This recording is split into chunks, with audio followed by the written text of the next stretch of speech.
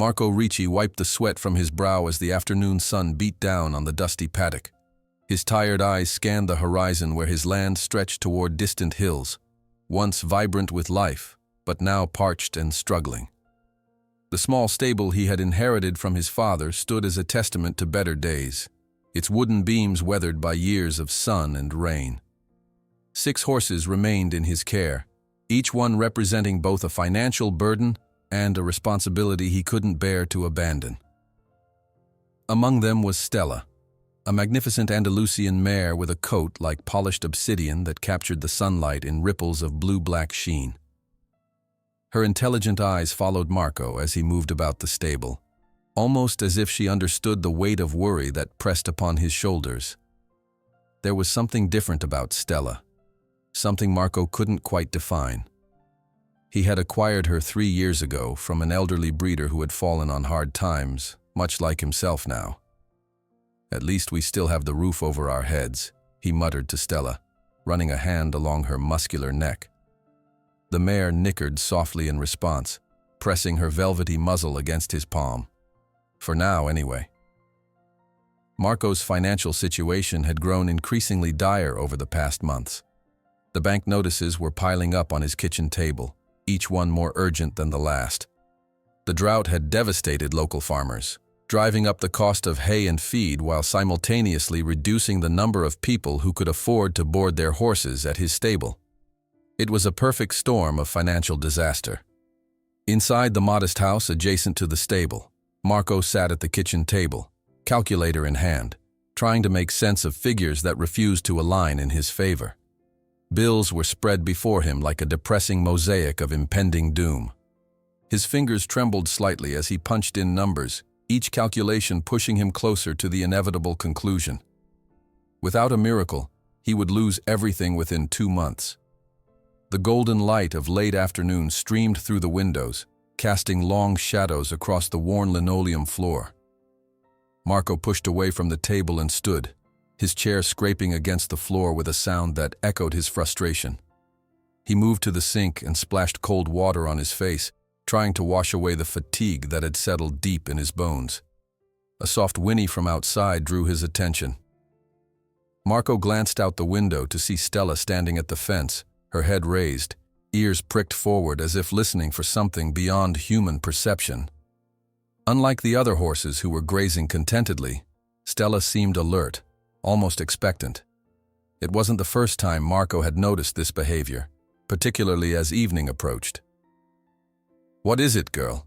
he asked, though he knew no answer would come.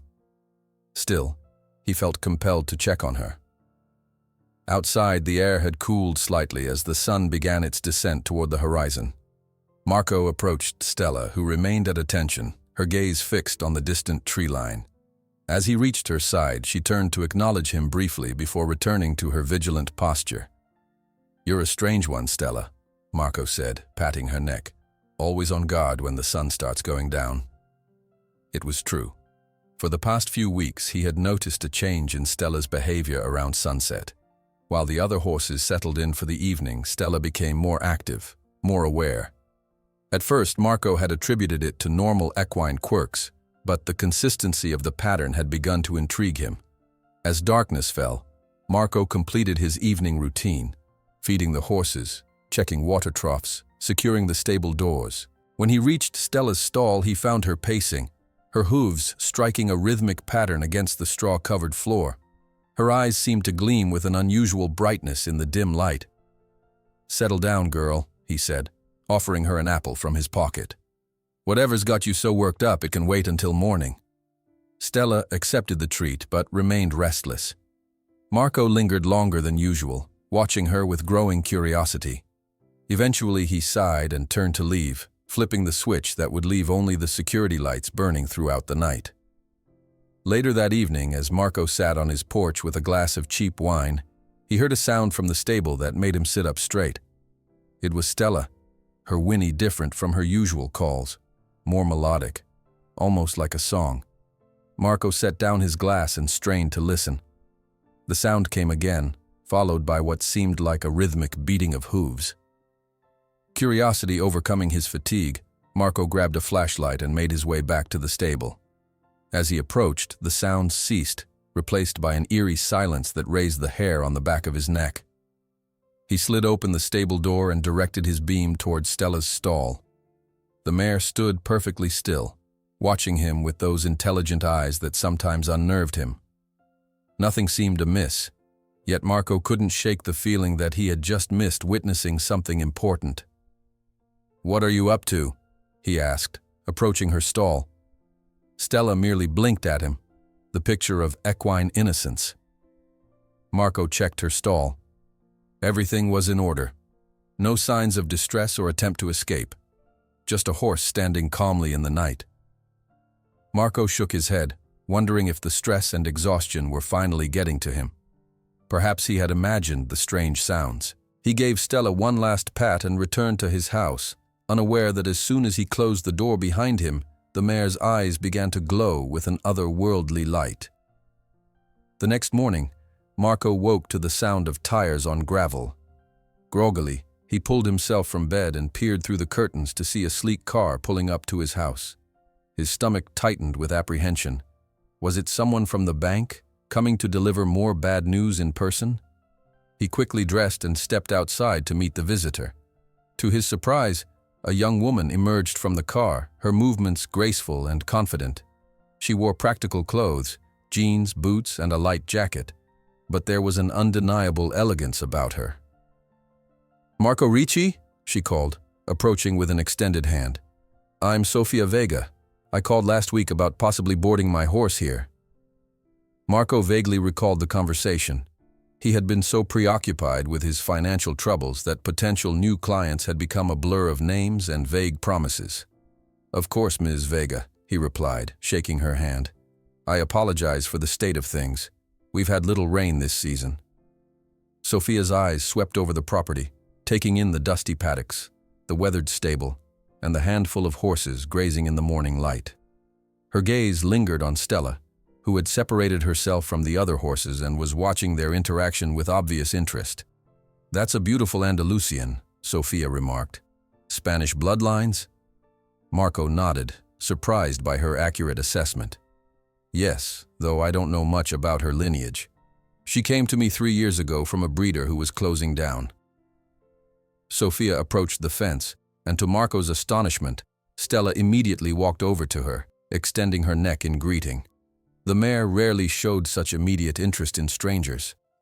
"She's special," Sofia said, stroking Stella's muzzle. There was something in her tone that made Marco look at her more closely. "Have you worked with horses like her before?" he asked, curious about this woman who seemed to have instantly connected with his most enigmatic resident. Sofia turned to him with a smile that didn't quite reach her eyes. "You could say that. I have a particular interest in horses that exhibit unusual behaviors." Marco felt a chill despite the morning warmth. Something told him that Sofia Vega had not arrived at his stable by chance. Sofia's presence at the stable brought an unexpected energy to the quiet morning. As Marco showed her around the property, he found himself straightening his posture and speaking with enthusiasm he hadn't felt in months. There was something about the woman that commanded attention, not just her physical beauty, but a sharp intelligence that seemed to evaluate everything with scientific precision. "The facility isn't what it used to be," Marco admitted as they walked past empty stalls that once housed twice as many horses. "The drought has hit everyone hard around here. People can't afford luxuries like horses when they're struggling to water their crops." Sofia nodded, her dark hair catching the sunlight as she moved. "Times are difficult everywhere, but sometimes difficult circumstances reveal extraordinary things that might otherwise remain hidden." Marco wasn't sure what to make of that cryptic statement, but before he could ask for clarification, Sofia stopped in front of Stella's stall. The mare approached immediately, extending her head over the half-door with unusual eagerness. "How long have you noticed her behavioral changes?" Sofia asked, reaching out to stroke Stella's forehead with a familiarity that surprised Marco. He blinked, taken aback by the question. "What makes you think there have been changes?" Sofia gave him a knowing look. "Mr. Ricci, horses like Stella don't go unnoticed in certain circles. There have been Rumors. A defensive tension crept into Marco's shoulders. What kind of rumors? Nothing alarming, Sophia assured him, her voice softening. Just whispers about a special horse in this region that becomes something else entirely after sunset. Marco felt a chill run down his spine despite the warmth of the day. He had never shared his observations of Stella's peculiar evening behavior with anyone. The stable was isolated, with no close neighbors who might have witnessed anything unusual. So how did this stranger know? "I don't know what you're talking about," he said stiffly, though the lie felt hollow even to his own ears. Sophia didn't press the issue. Instead, she reached into her bag and pulled out a business card, offering it to him. "I understand your caution, Mr. Ricci. In your position, I would feel the same way. I'm a researcher with the Institute for Exceptional Animal Behavior. We study animals that demonstrate capabilities beyond ordinary understanding." Marco examined the card. It looked legitimate, with an embossed logo of a prestigious-sounding institute and Sophia's credentials listed as PhD, Equine Behavioral Specialist. Still, suspicion lingered. "And you think Stella is one of these exceptional animals?" he asked, unable to keep the skepticism from his voice. "I don't know yet," Sophia replied honestly. "But I'd like to find out. I'm prepared to pay 3 times your standard boarding rate to keep my horse here for a month while I conduct observations. Of course, I would need your permission to observe Stella as well." The mention of money caught Marco's attention immediately. 3 times the standard rate would provide a desperately needed influx of cash, perhaps enough to stave off the bank for another month or 2. Yet something held him back from accepting outright. "What exactly would these observations entail?" he asked, protective instincts flaring. "Stella isn't a laboratory animal. I won't allow anything that might cause her distress." Sophia's expression softened. "I understand your concern. My methods are entirely non-invasive, simply watching, recording, and documenting behaviors. No physical interventions whatsoever. My own horse, Luna, would serve as a control subject for comparison." Marco considered the proposal. The financial relief would be significant. But was it worth potentially exposing Stella to unwanted scrutiny? What if Sophia's interest wasn't as benign as she claimed? "I need time to think about it," he said finally. "Of course," Sophia agreed. "But don't take too long. If what I suspect about Stella is true, you might be sitting on something far more valuable than you realize." After Sophia left, promising to return the next day for his answer, Marco spent the afternoon in a state of distracted unease. He went through his chores mechanically, his mind replaying the conversation and trying to decipher what Sophia might really want with Stella. As evening approached, he found himself paying even closer attention to Stella's behavior. The mare seemed more agitated than usual, pacing her stall and tossing her head as the sun began its descent toward the horizon. Her dark coat gleamed with an almost metallic sheen in the waning light, and her eyes, Marco could have sworn they flashed with an inner luminescence for just a moment. "What are you?" he whispered, reaching out to touch her neck. Stella stilled under his hand, her breathing deep and rhythmic. "What happens to you when night falls?" On impulse, Marco decided to set up a simple surveillance experiment of his own. He positioned his smartphone on a shelf opposite Stella's stall, setting it to record video. It wasn't sophisticated equipment, but it might capture something if Stella truly did behave strangely after dark. With the makeshift surveillance in place, Marco completed his evening routine and returned to his house. Though exhausted, he found sleep elusive. His mind kept circling back to Sophia's visit and her cryptic comments about Stella being valuable. If there was truly something unusual about the mare, could it be the answer to his financial problems? Or would it only bring more complications into his already difficult life? Around midnight, a sound from the stable jolted Marco from his restless thoughts. It was that same melodic whinny he had heard the previous night, followed by what sounded like rhythmic hoofbeats. Without hesitation, he grabbed his flashlight and hurried outside. The night was clear, a canopy of stars stretching across the sky above the silent landscape. As Marco approached the stable, he slowed his pace, trying to move as quietly as possible. The strange sounds continued, uninterrupted by his approach this time. Carefully, he eased the stable door open just enough to slip inside. The interior was dimly lit by security lights, casting long shadows across the center aisle. Marco stood motionless, allowing his eyes to adjust while listening to the rhythmic sounds coming from Stella's stall. What he saw when he finally peered around the corner made his heart nearly stop. Stella was standing in the center of her stall, but her posture was unlike anything Marco had ever witnessed in a horse. She was balanced on her hind legs, her forelegs moving in patterns that seemed almost deliberate, like a dance. Her eyes glowed with an iridescent blue light, and her coat seemed to shimmer with its own internal radiance. Marco watched, transfixed, as Stella continued her midnight performance. There was an undeniable intelligence in her movements, a purpose that transcended normal equine behavior. This wasn't a horse simply standing on its hind legs out of fear or agitation. This was something else entirely. After several minutes, Stella gracefully lowered herself back to all fours. Her eyes, still glowing with that otherworldly light, turned directly toward Marco. He had the distinct impression that she had been aware of his presence all along. "My God," he whispered, unable to process what he had just witnessed. Stella approached the stall door, her movements once again those of a normal horse, though her eyes retained that strange luminescence. She nickered softly, as if trying to communicate something important. Marco's hand trembled as he reached for his phone, remembered it was still recording in the stall. Had it captured what he'd just seen? And if it had, what would he do with such evidence? As if reading his thoughts, Stella tossed her head and pawed at the ground. The message seemed clear. Whatever secret she possessed, she had chosen to reveal it to him for a reason. Marco retreated from the stable in a daze, his mind struggling to reconcile what he had witnessed with his understanding of reality. By the time he returned to his house, he had made his decision about Sofia Vega's proposal. He would accept her offer of boarding her horse and allowing her to observe Stella, but he would be vigilant.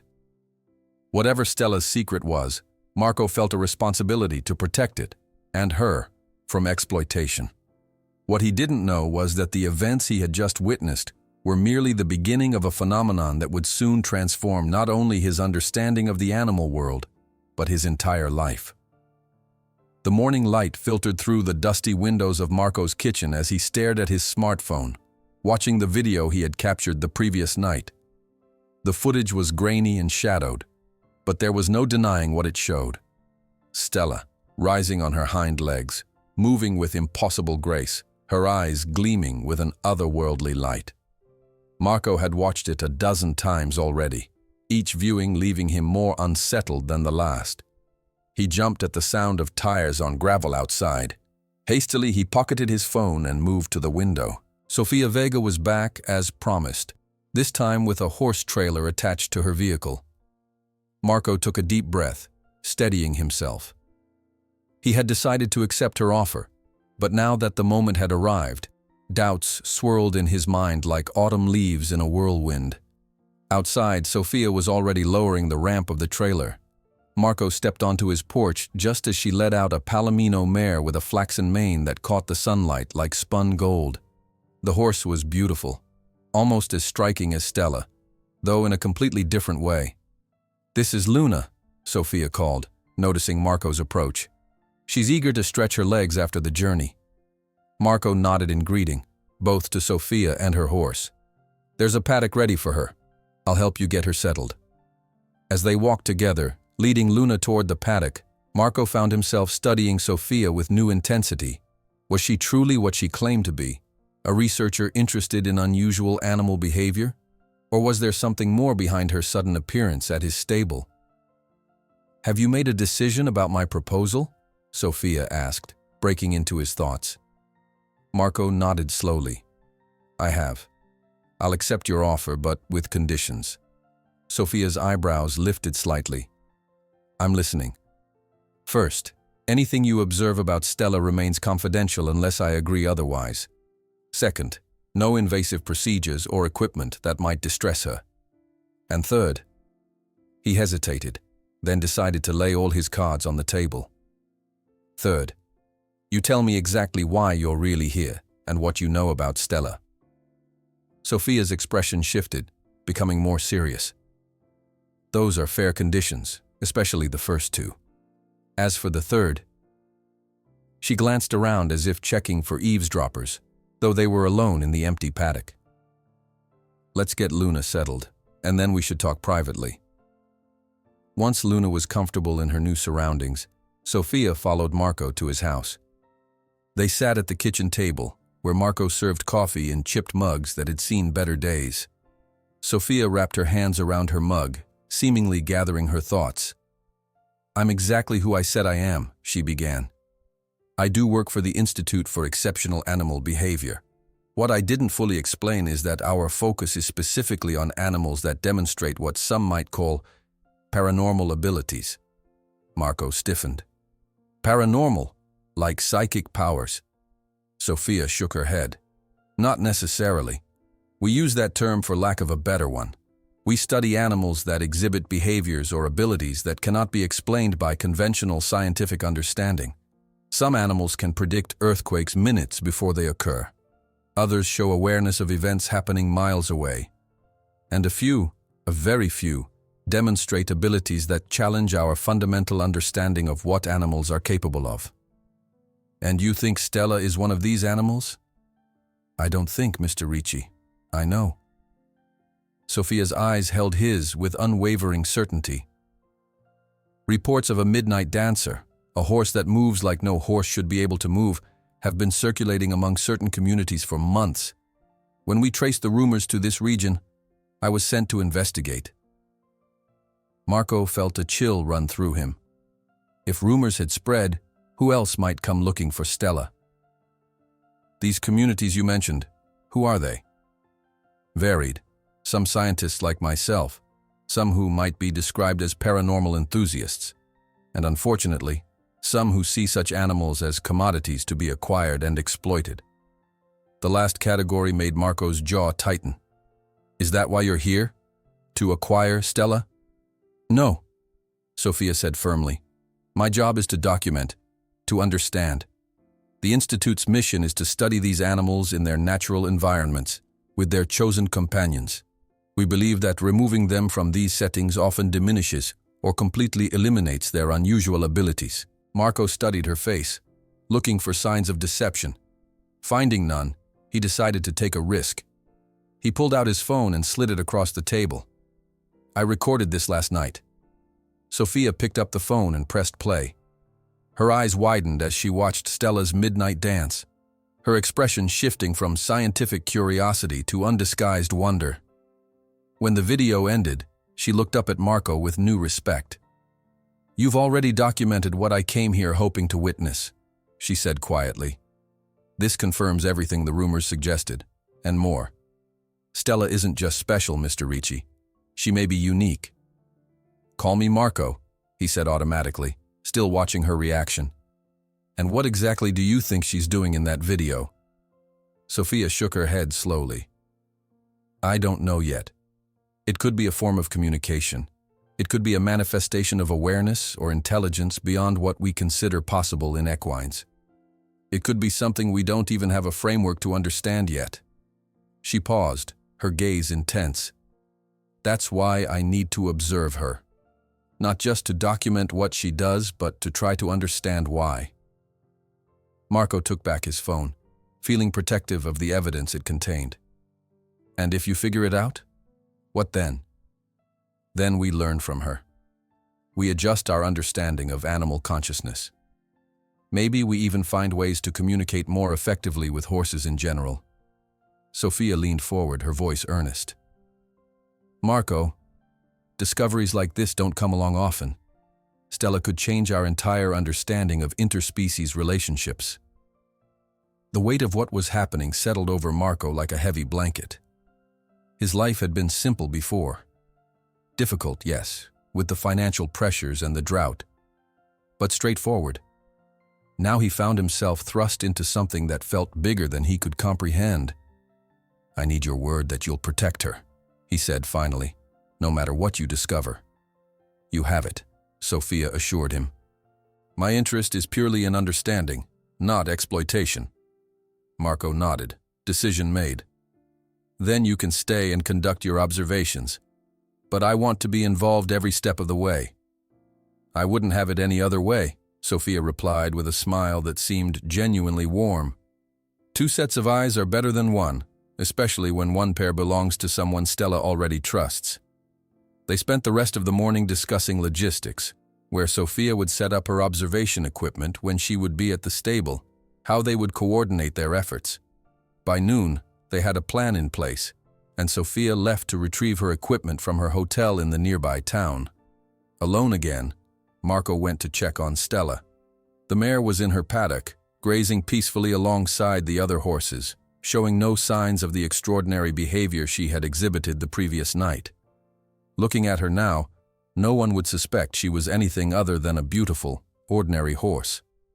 "What secrets are you hiding?" Marco murmured, leaning against the fence. "And why show them to me now, after all this time?" Stella lifted her head, regarding him with those intelligent eyes that seemed to hold the answers to questions he hadn't even thought to ask. For a brief moment, Marco had the unsettling feeling that she understood exactly what he was saying and what he was thinking.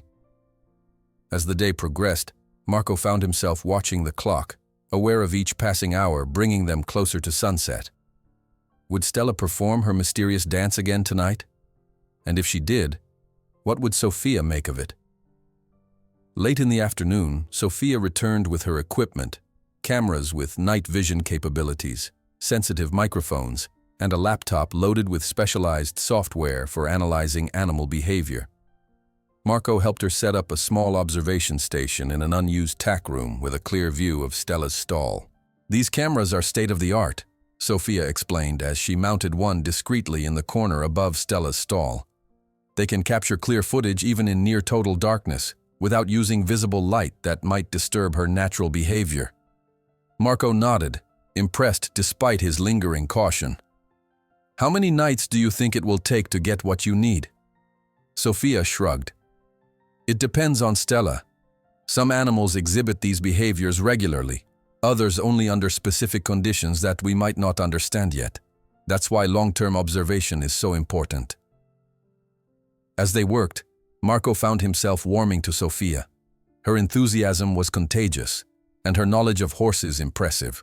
She spoke about equine behavior with a depth of understanding that matched his own, despite his years of practical experience. By the time they finished setting up the equipment, the sun was beginning to set.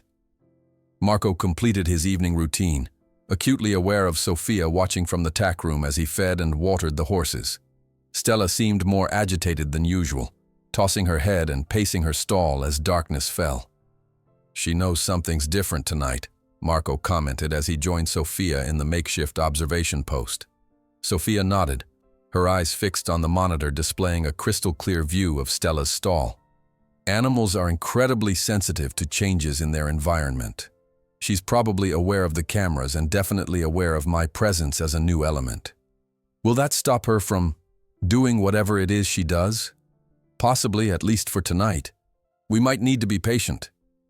They settled in for what might be a long vigil, the small room illuminated only by the glow of the monitors. Outside, night had fully descended, wrapping the stable in darkness, punctuated only by the security lights and the distant shimmer of stars. Hours passed in the cramped tack room as Marco and Sophia maintained their quiet vigil. The monitors displayed Stella in her stall, occasionally shifting position or dipping her head to her water bucket, but showing none of the extraordinary behavior Marco had witnessed the previous night. Sophia remained patient, her eyes rarely leaving the screens, making occasional notes on her laptop. "This is normal," she assured him as midnight came and went without incident. First-night observation rarely yields results, especially with so many new elements introduced. The equipment, my presence. She's likely aware of being watched. Marco nodded, trying to hide his disappointment. Part of him had hoped that Sophia would witness Stella's strange behavior immediately, validating what he had seen and confirming that he wasn't losing his mind from stress and exhaustion. "Maybe we should call it a night," he suggested around 1 in the morning, stifling a yawn. "I have to be up at dawn to feed the horses." Sophia hesitated, then nodded reluctantly. "You're right. We'll have better chances tomorrow when she's had time to adjust to the changes." She began shutting down some of her equipment, but left the cameras recording. "The system will continue monitoring throughout the night, just in case." They left the stable together, the night air cool against their skin after the stuffy confines of the tack room.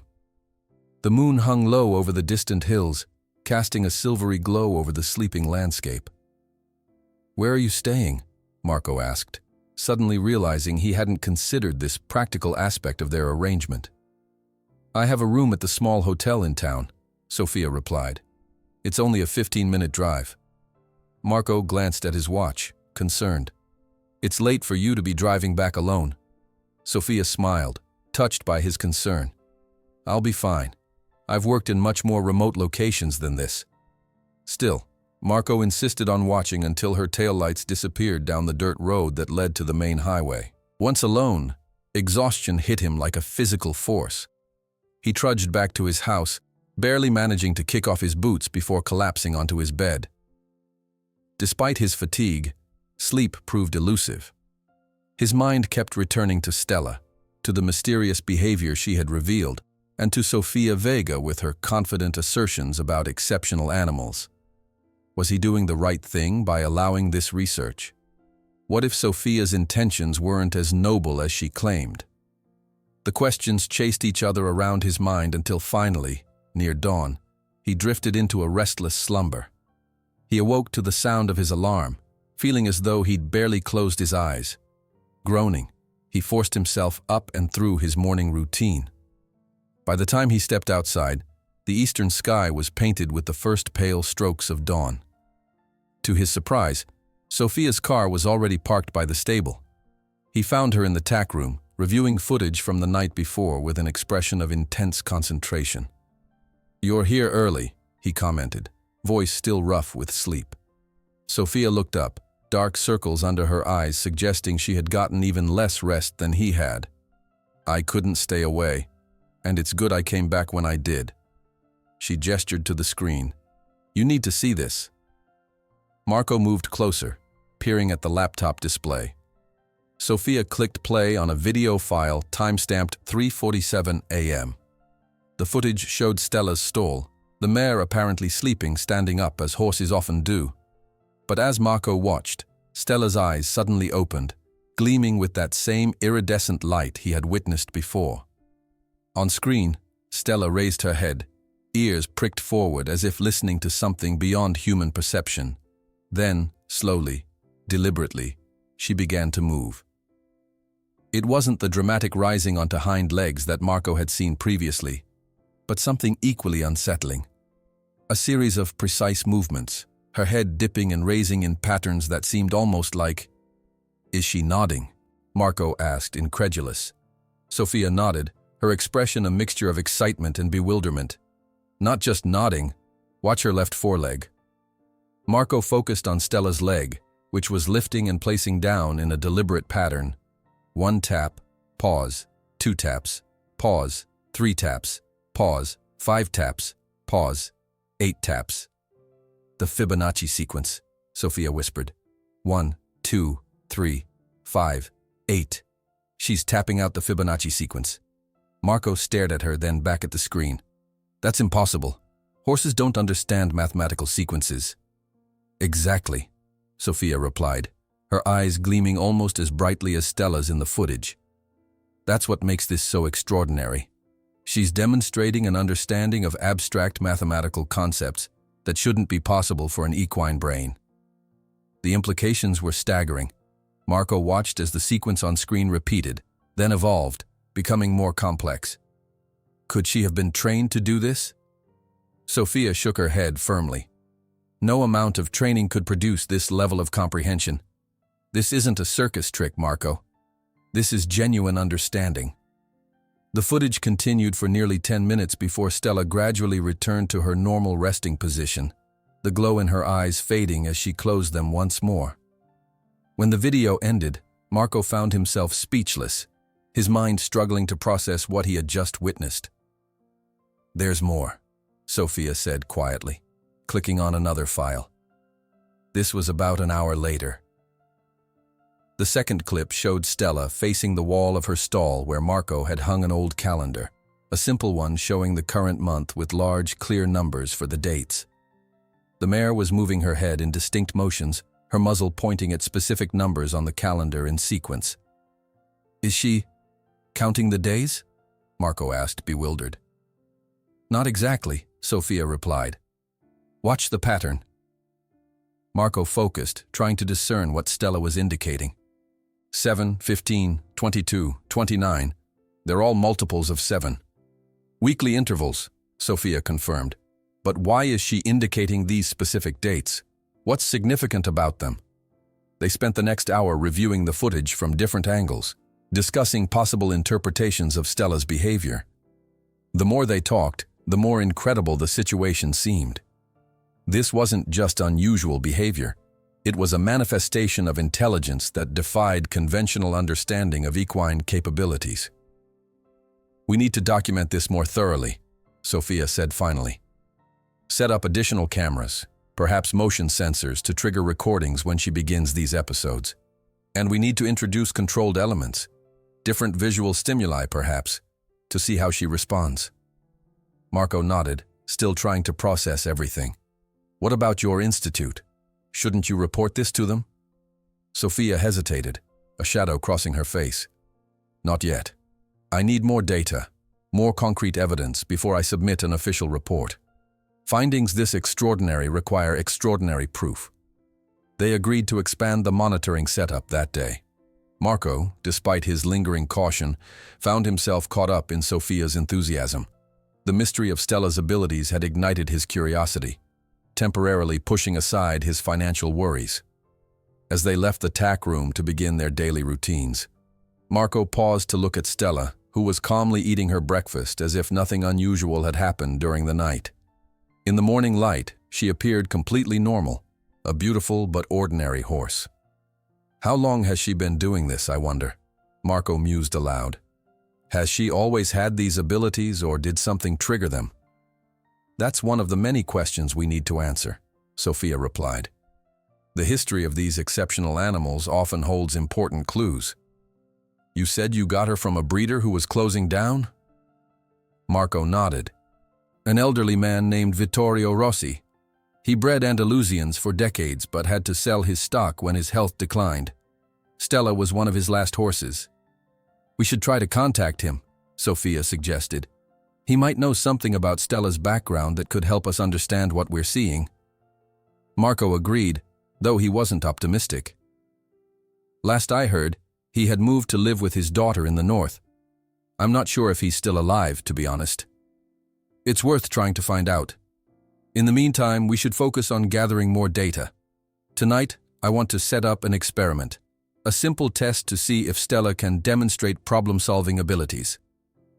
They spent the day preparing for the evening's observation, setting up additional cameras and creating a simple puzzle for Stella, a mechanism attached to her stall door that would release a treat if manipulated in a specific sequence. The device was designed to be challenging even for animals known for their intelligence, like corvids or primates. As they worked, Marco found himself studying Sophia when she wasn't looking. Despite his initial suspicions, he was beginning to trust her. Her expertise was evident in everything she did, and her excitement about Stella seemed genuine. The enthusiasm of a scientist on the brink of a significant discovery, not the calculating interest of someone seeking to exploit. By late afternoon, everything was in place for the night's observation. Sophia had brought a small cooler with sandwiches and drinks, clearly planning for another long night of monitoring. "You don't have to stay the whole night," Marco told her as they ate an early dinner in his kitchen. "The cameras will record everything." Sophia shook her head. "I want to be here if something happens. Besides, some of these behaviors might require immediate response or adjustment to the experiment."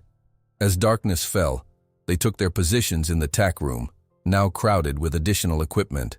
The monitors showed multiple angles of Stella's stall, the puzzle device clearly visible near her feed bucket. "Now we wait," Sophia said, settling into her chair for what might be another long night. Hours passed without incident. Stella showed interest in the puzzle device, sniffing it curiously, but made no attempt to manipulate it. By midnight, Marco was fighting to keep his eyes open, the previous night's lack of sleep catching up with him. "Maybe you should get some rest," Sophia suggested, noticing his struggle. "I can wake you if anything happens." Marco was about to protest when a change on one of the monitors caught his attention. Stella, who had been standing quietly, suddenly raised her head, her eyes beginning to glow with that now familiar iridescent light. "It's starting," Sophia whispered, immediately alert. Together they watched as Stella's transformation began, neither aware that they were about to witness something that would change the course of their lives forever. The transformation that overtook Stella was unlike anything Marco had witnessed before. It began with her eyes, that now familiar luminescent glow intensifying until it seemed to illuminate her entire face. Then came a subtle change in her posture, a straightening of her spine and lifting of her head that gave her an almost regal bearing. But it was what happened next that left both observers speechless. Stella approached the puzzle device Sophia had installed with deliberate steps. She examined it for several moments, her glowing gaze seemingly analyzing its mechanism. Then, with precision that should have been impossible given the limitations of equine anatomy, she began to manipulate the device using her muzzle and teeth. "My God," Sophia whispered, her voice barely audible. "She's solving it systematically." Indeed, Stella was approaching the puzzle with what could only be described as methodical reasoning. She tried one approach, observed the result, then adjusted her strategy accordingly. Within minutes, she had triggered the release mechanism, and a treat dropped into the collection tray. But she wasn't finished. After consuming the treat, Stella returned to the puzzle, which had automatically reset. This time she solved it more quickly, having learned from her first attempt. She repeated this process 5 times, each solution more efficient than the last, until she was triggering the release with a single, precise sequence of movements. "This is beyond anything I've ever seen," Sophia said, her fingers flying across her keyboard as she made notes. "This isn't trial and error. This is actual learning and optimization." Marco could only nod, too stunned to form words. The intelligence Stella was displaying went far beyond what should be possible for any horse, beyond what should be possible for most animals, save perhaps the most advanced primates or cetaceans. Having apparently satisfied her curiosity with the puzzle, Stella turned away from it and moved to the center of her stall. What happened next would later be described by Sophia as a deliberate demonstration of self-awareness. The mare positioned herself to face the primary camera, the one they had mounted on the opposite wall. Then, with slow, precise movements, she began to trace patterns in the air with her muzzle, patterns that gradually resolved into recognizable shapes. "Is she drawing?" Marco asked incredulously.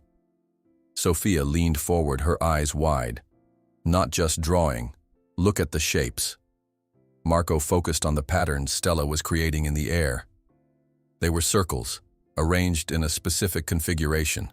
One large circle with 2 smaller circles positioned above it, forming what looked unmistakably like a simplified face.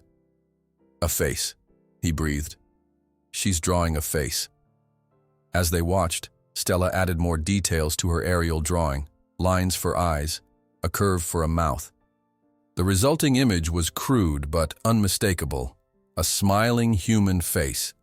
Sophia was frantically taking notes, occasionally murmuring phrases like unprecedented cognitive demonstration and symbolic representation capabilities. Marco barely heard her, transfixed by the display on the screen. After completing the face, Stella paused, as if considering what to do next. Then she began a new series of movements, these even more deliberate than before. She raised her right foreleg and placed it against her chest, then extended it toward the camera in a gesture that looked disconcertingly like a greeting. "She's communicating," Sophia whispered, "actively trying to communicate with whoever is watching." The implications were staggering. This wasn't random behavior or even learned tricks. This was intentional communication from a being that understood it was being observed and was making a conscious effort to establish contact. For nearly an hour they watched as Stella continued her remarkable performance. She created more aerial drawings, simple representations of objects like the sun, a tree, and what appeared to be another horse. She repeated the greeting gesture several times and even attempted what looked like a counting demonstration, pawing the ground in specific numerical sequences. Then, as suddenly as it had begun, the exhibition ended. The glow in Stella's eyes gradually dimmed, and her posture relaxed back into that of a normal horse. She walked to her water bucket, drank deeply, then settled into a corner of her stall to rest. For several minutes after the display ended, neither Marco nor Sophia spoke. The only sound in the tack room was the soft whirring of equipment and their own shallow breathing. "What did we just witness?" Marco finally asked, his voice hoarse.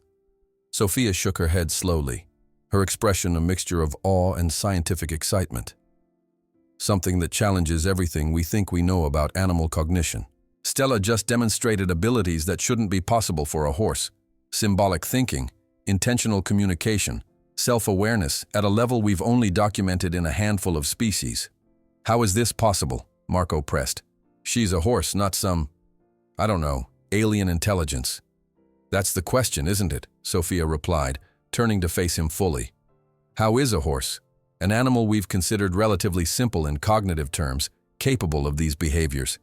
It defies everything we know about equine neurology." They spent the remainder of the night reviewing the footage, analyzing each sequence of Stella's behavior in minute detail. By dawn, they had compiled pages of notes and observations, but were no closer to understanding the fundamental mystery: what made Stella different from every other horse on the planet? As the first light of morning filtered into the stable, Marco went to check on Stella directly. She greeted him with a soft nicker, completely normal in her behavior. No glowing eyes, no unusual movements, just a horse expecting her breakfast. Looking at her now, no one would suspect what she was capable of. "Good morning, remarkable girl," he said softly, offering her an apple from his pocket. She took it gently from his palm, her dark eyes regarding him with what he now couldn't help but interpret as intelligence. "You've given us quite a lot to think about." Sophia joined him at the stall, her face showing the effects of the sleepless night, but her eyes still bright with excitement. "We need to expand our documentation," she said. "Different stimuli, different times of day. I want to see if we can establish patterns in when these episodes occur and what triggers them." Marco nodded, but a thought had been forming in his mind throughout the night, a concern he needed to voice. "Sophia, what you're documenting here, it's extraordinary, revolutionary even." "It absolutely is," she agreed. "And when you publish your findings, people will want to see Stella for themselves. Other researchers, media, probably government agencies too." Sophia's expression sobered as she understood his concern. "You're worried about what happens to Stella once this becomes public. Wouldn't you be? She'll become a sensation overnight. Everyone will want a piece of her, to study her, display her, maybe even dissect her to figure out what makes her different." The thought made Marco's stomach twist with anxiety. "I can't let that happen to her." Sophia was quiet for a moment, considering. "You're right that there would be immense interest, but there are ethical protocols for research subjects, especially ones as unique as Stella. We could ensure protections." "Protocols on paper," Marco interrupted. "But you know as well as I do that something this significant would generate forces beyond anyone's control. The scientific community, governments, private interests, they'd all want access." The weight of this reality settled between them. Sophia looked at Stella, who was calmly eating her breakfast, blissfully unaware of the dilemma her abilities had created. "What are you suggesting?" Sophia asked finally. "That we don't document this at all? That we pretend it isn't happening?" Marco shook his head. No. What she can do, it's too important to ignore. But we need to be careful about how we proceed, who we tell, and when. We need a plan that protects her first and foremost. Sophia seemed to wrestle with this, the scientist in her clearly eager to share such a momentous discovery with the world. But as she watched Stella, something in her expression softened. You're right, she conceded. We proceed cautiously. Limited documentation, controlled circumstances, and nothing gets published without both of us agreeing on the approach. Relief washed over Marco. Thank you. They spent the morning reviewing their findings and developing a more structured observation plan. Sophia suggested introducing various stimuli to test the limits of Stella's abilities, different puzzles, symbolic communication tools, even simple mathematics tests using visual cues. Around midday, as they were taking a break for lunch, Sophia's phone rang. The call was brief, but when she hung up, her expression had changed to one of concern. That was my colleague at the Institute, she explained. He's been following my research remotely, and he's impatient for preliminary findings. He's suggesting they might send another researcher to assist me. You told him about Stella? Marco asked, alarmed. Not specifically. I've been deliberately vague in my reports, but he knows I'm onto something significant. She ran a hand through her hair, a gesture of frustration. The Institute funds my research. I can't keep them in the dark indefinitely. This new complication added urgency to their work. If others from the Institute were coming, they needed to establish a clear understanding of Stella's abilities and potential vulnerabilities before outside influences arrived. How much time do we have? Marco asked. A week, maybe 2. I can stall them for a while, but not forever. Marco nodded, determination settling in his chest. Then we make the most of that time.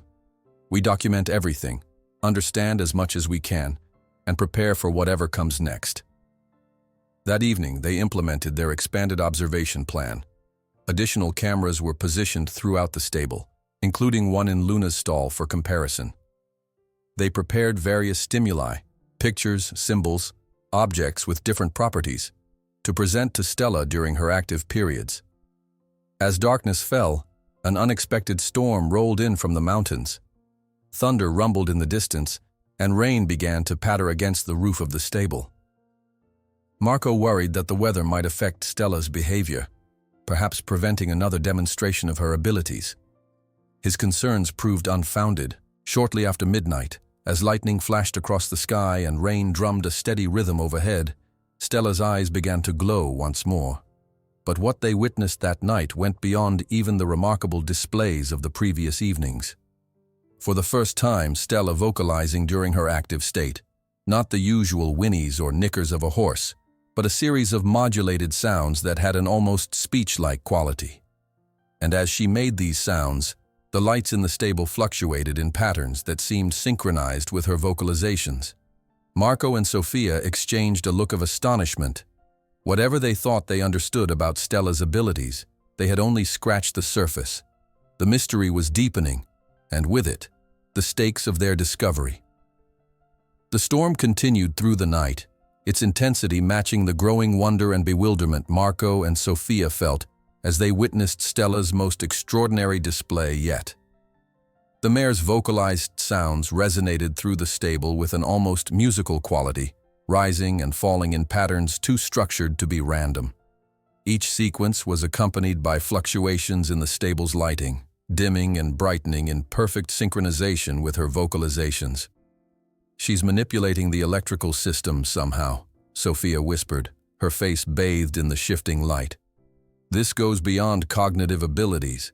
This is physical influence on her environment. Marco could barely process what he was seeing. Is that even possible? Theoretically, no. At least not according to any conventional understanding of animal capabilities. Sophia's fingers flew across her keyboard, documenting every detail. But we're clearly dealing with something that defies conventional understanding. As they watched, Stella's demonstration evolved.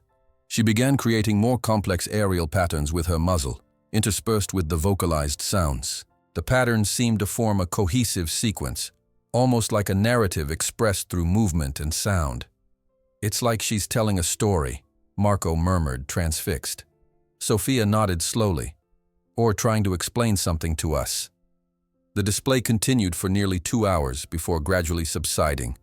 By the time Stella returned to her normal state, the storm had passed as well, leaving a hushed stillness broken only by the occasional drip of water from the stable roof. Dawn found Marco and Sophia exhausted but exhilarated, reviewing the night's recordings with intense focus. The footage was extraordinary. High-definition video of behaviors that should have been impossible, accompanied by crystal-clear audio of Stella's vocalizations. "We need to analyze these sound patterns," Sophia said, rubbing her tired eyes. "There might be structures within them that could help us understand what she's trying to communicate." Marco nodded, but a new concern had been growing in his mind throughout the night. "Sophia, last night was different. Not just more complex, but more visible." He gestured to the footage of the lights fluctuating. "If she can affect electrical systems, that could be noticed beyond the stable. What if someone else saw the lights changing?" The question hung between them, highlighting the precarious nature of their situation. If word spread about strange occurrences at Marco's stable, curiosity seekers, or worse, might come investigating. "We need to be more careful," Sophia agreed. "Maybe set up some kind of shielding around the stable, both for privacy and to contain any electromagnetic effects she might be generating." They spent the morning implementing additional security measures, covering windows, reinforcing doors, and setting up a basic alarm system that would alert them if anyone approached the stable during the night. Sophia also called a colleague who specialized in electromagnetic phenomena, carefully framing her questions as hypothetical to avoid revealing too much about their actual situation. By midday, exhaustion had caught up with them. Sophia retreated to her hotel for a few hours of much-needed sleep, while Marco tried to catch a nap between his regular stable duties. The routine work felt surreal now, as if he were moving between two worlds, the ordinary one of feeding horses and mucking stalls, and the extraordinary one of midnight observations and impossible behaviors. Late in the afternoon, Sophia returned looking refreshed and bearing news. "I managed to run some preliminary analysis on Stella's vocalizations from last night," she explained as they sat at Marco's kitchen table. "There are definite patterns there, recurring sequences that appear too structured to be random." "Meaning what, exactly?" Marco asked, pouring coffee for both of them. "Meaning she could be using a form of language. Not human language, obviously, but a structured system of communication." Sophia pulled out her laptop and showed him a visual representation of the sound patterns, waves and peaks that indeed showed repeating structures. "See these clusters? They appear multiple times in slightly different contexts, almost like words or phrases being used in different sentences." Marco studied the screen, trying to wrap his mind around the implications. "So she's talking? Saying something specific?" "Possibly, though without knowing the meaning behind the patterns, we can't know what." Sophia closed her laptop with a sigh. "It's like having a recording of a language you've never heard before. You can tell it's structured communication, but you can't decipher it without more information." As evening approached, they prepared for another night of observation. This time, Sophia had prepared visual stimuli, large cards with simple images and symbols that they positioned where Stella could see them during her active periods.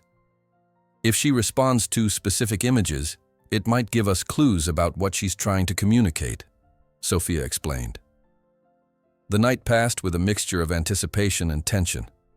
Stella became active around the same time as previous nights, her eyes beginning to glow shortly after midnight. She noticed the visual stimuli immediately, approaching the cards and examining them with obvious interest. What followed was another remarkable demonstration. Stella seemed to select specific cards, indicating them with her muzzle in a deliberate sequence. She combined this with vocalizations that appeared to change based on which card she was indicating. "She's associating sounds with symbols," Sophia whispered excitedly. "This is the foundation of symbolic language." By morning, they had accumulated more extraordinary footage and data, further cementing the remarkable nature of Stella's abilities.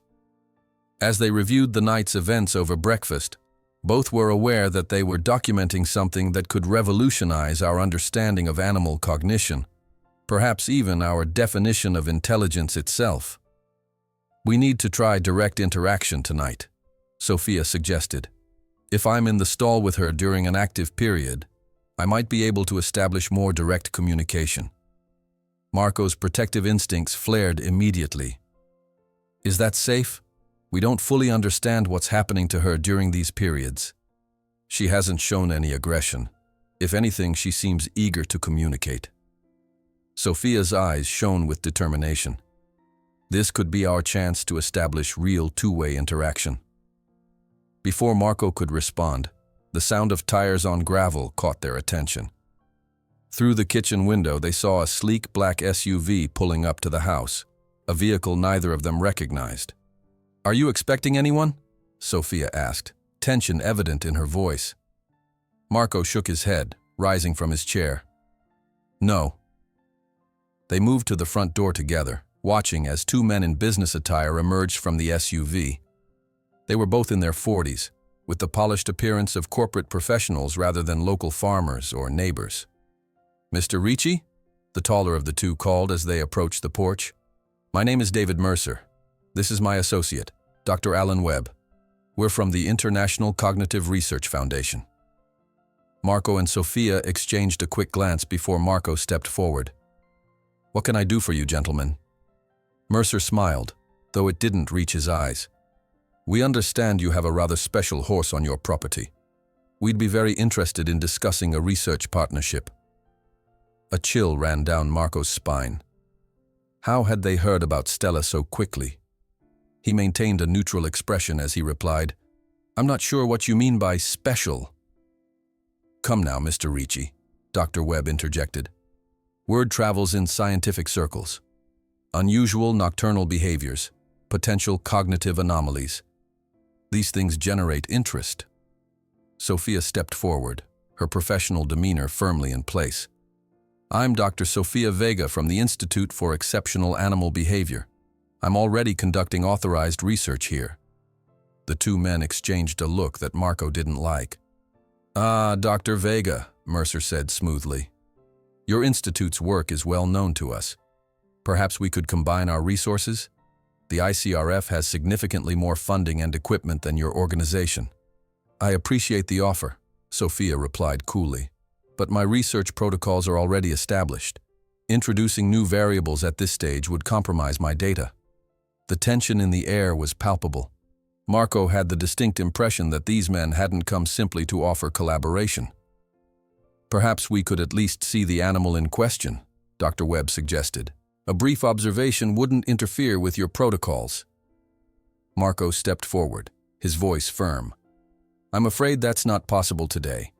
We're in the middle of a structured observation period that requires minimal external stimuli." Mercer's smile tightened. "Mr. Ricci, I'm not sure you understand the opportunity we're presenting. The ICRF can offer substantial financial compensation for access to your horse." The mention of money caught Marco's attention despite himself. His financial problems hadn't disappeared after all. But the predatory look in Mercer's eyes made his decision clear. "I appreciate the offer, but as I said, now isn't a good time. Perhaps you could leave your contact information, and we can discuss this at a more appropriate moment." The men didn't seem pleased by this response, but they maintained their professional veneer. Mercer handed Marco a business card. "Of course, but I should mention that our interest is time-sensitive. Other research organizations will inevitably hear about your horse's unusual qualities. We're offering you the chance to work with the best and the most generous." After a few more minutes of tense conversation, the men returned to their SUV and drove away. As soon as they were out of sight, Marco turned to Sophia, his expression grave. "How did they find out about Stella?" Sophia shook her head, looking troubled. "I don't know. I've been extremely careful in my communications with the Institute, but this confirms what you were worried about. Once word gets out, people will come. And not all of them will take no for an answer as easily as those two did," Marco added grimly. They spent the rest of the day on edge, watching the road for more unexpected visitors. Sophia made several calls to colleagues, trying to discreetly determine how information about Stella might have leaked. Marco reinforced the stable's security, adding padlocks to the main doors and checking that all windows were secure. By evening, they had a new sense of urgency. If others were already learning about Stella, their window of private observation might be closing rapidly. "We need to accelerate our documentation," Sophia said as they prepared for the night's observation. "And we need to decide soon what our long-term plan is for protecting Stella while still learning from her." Marco nodded, feeling the weight of responsibility pressing down on him. "Tonight, I think we should both be in the observation room. No direct interaction yet. Let's see if she does something new before we change our approach." As darkness fell, they took their positions in the tack room, monitors displaying multiple views of Stella's stall.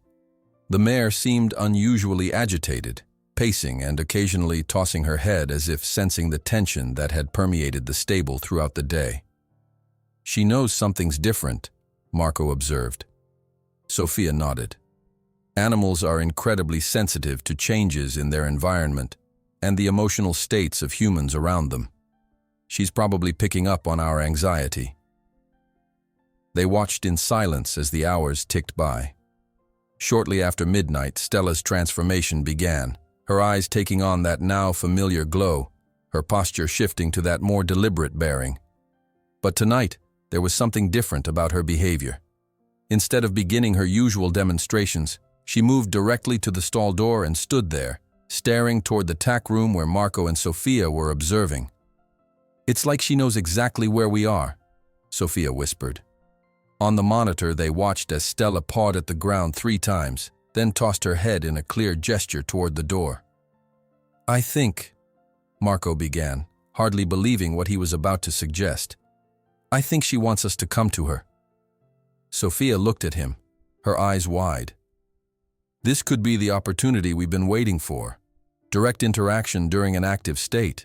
Marco hesitated, natural caution warring with scientific curiosity. Finally, he nodded. "Let's go.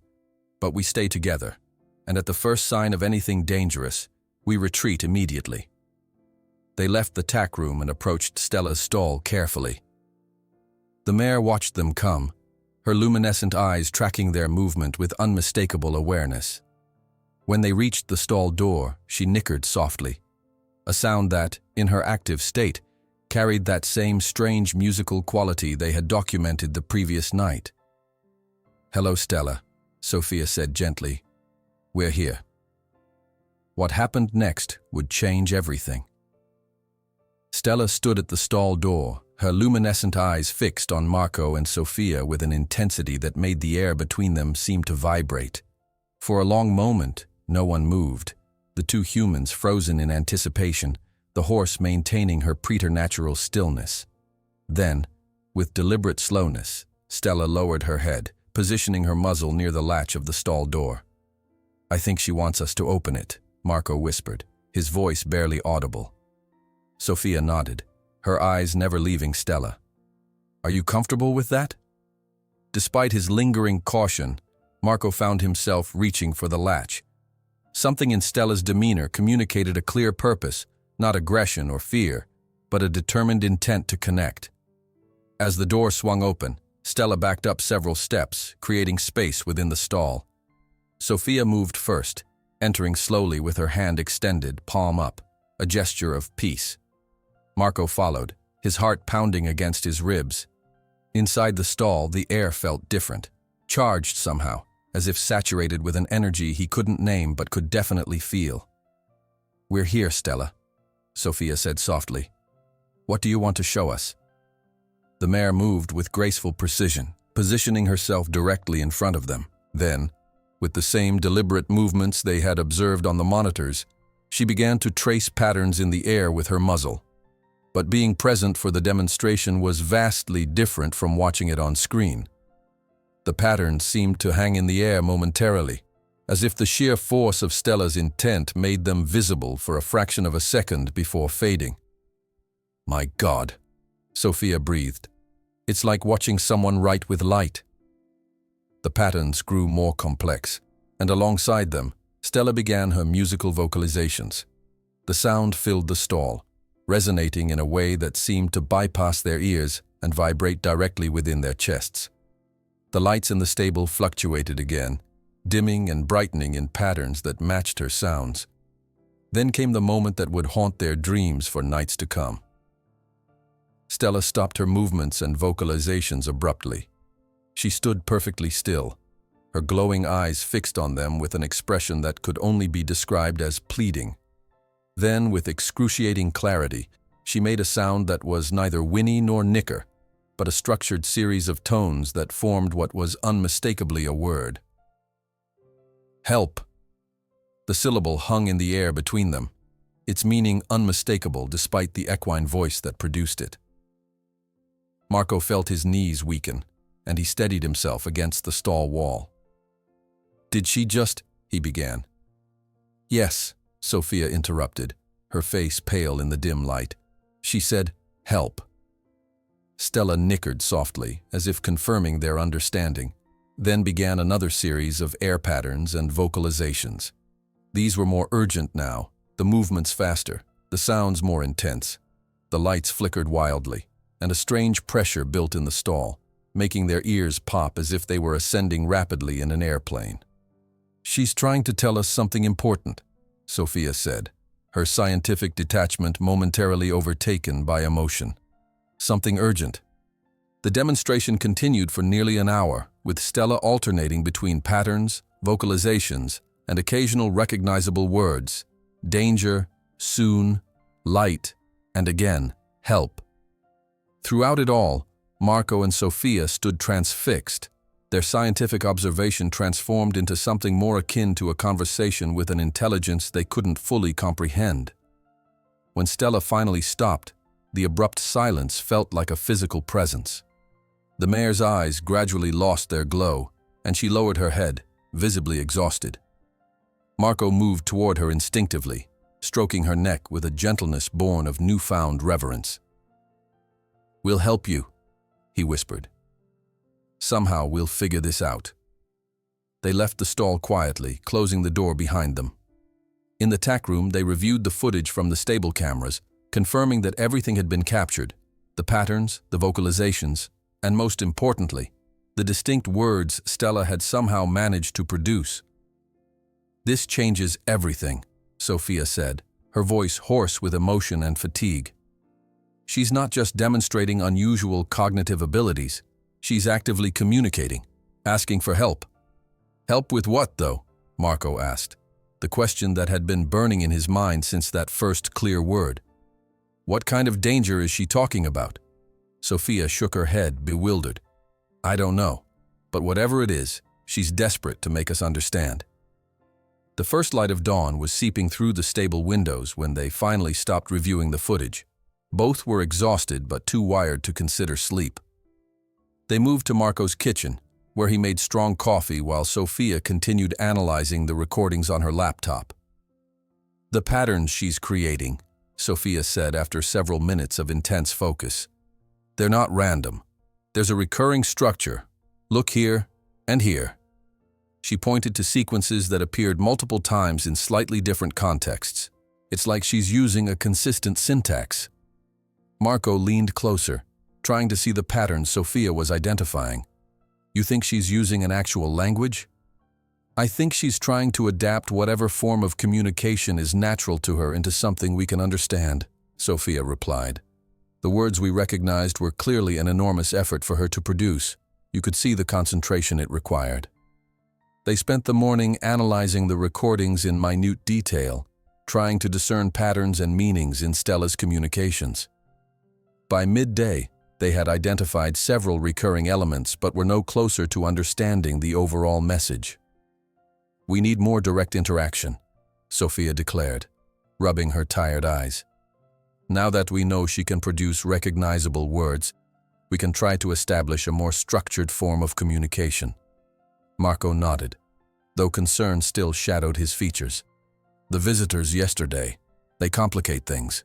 If word is spreading about Stella, we might not have much time before more people come looking." As if his words had conjured it, the sound of vehicles approaching drew their attention. Through the window, they saw not one but 3 cars coming up the driveway. The black SUV from yesterday and 2 unfamiliar vehicles behind it. "They're back," Marco said grimly, "and they've brought friends." They moved to the porch, presenting a united front as the vehicles parked and their occupants emerged. Mercer and Dr. Webb from yesterday were accompanied by 5 others, 3 men and 2 women, all with the same polished professional appearance. "Mr. Ricci, Dr. Vega," Mercer called with false joviality. "I hope we're not interrupting. We've brought some colleagues who are very interested in your equine research." Marco stepped forward, his stance protective. "As I mentioned yesterday, this isn't a good time for visitors. We're in the middle of a structured observation protocol." One of the women, tall with sharp features and an authoritative bearing, stepped forward. "Mr. Ricci, I'm Dr. Eleanor Chambers, Director of Special Projects for the ICRF. I understand your concerns about disrupting your research, but I assure you, our organization can provide resources that would vastly enhance your work." Sophia moved to stand beside Marco. "Dr. Chambers, with all due respect, I'm conducting official research through my institute. Any collaboration would need to be arranged through proper channels." Dr. Chambers smiled thinly. "Of course, but perhaps you could at least show us the subject? A brief observation wouldn't interfere with your protocols." The pressure was mounting, and Marco could feel the situation slipping from their control. These people knew about Stella, or at least suspected enough to make them determined to see her. Refusing outright might only intensify their interest.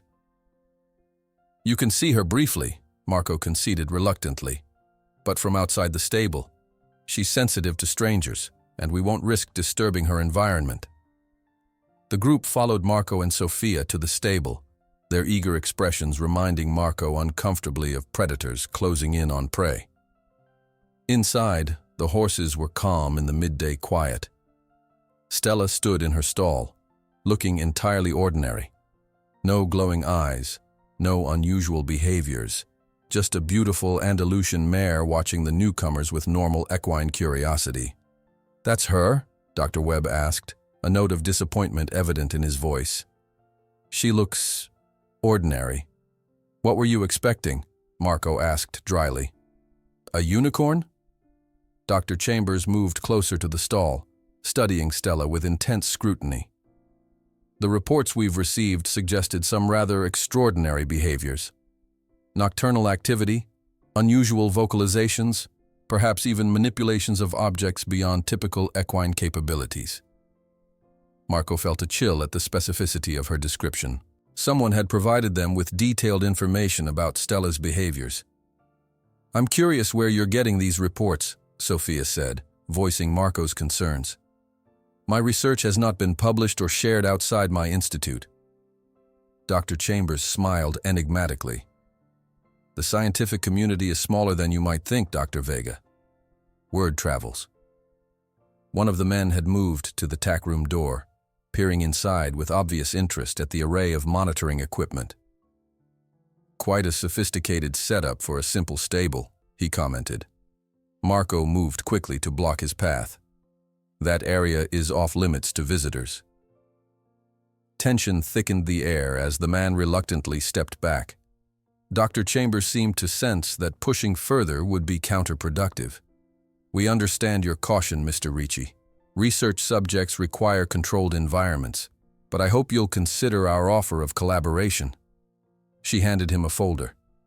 "This outlines the financial and research support the ICRF could provide.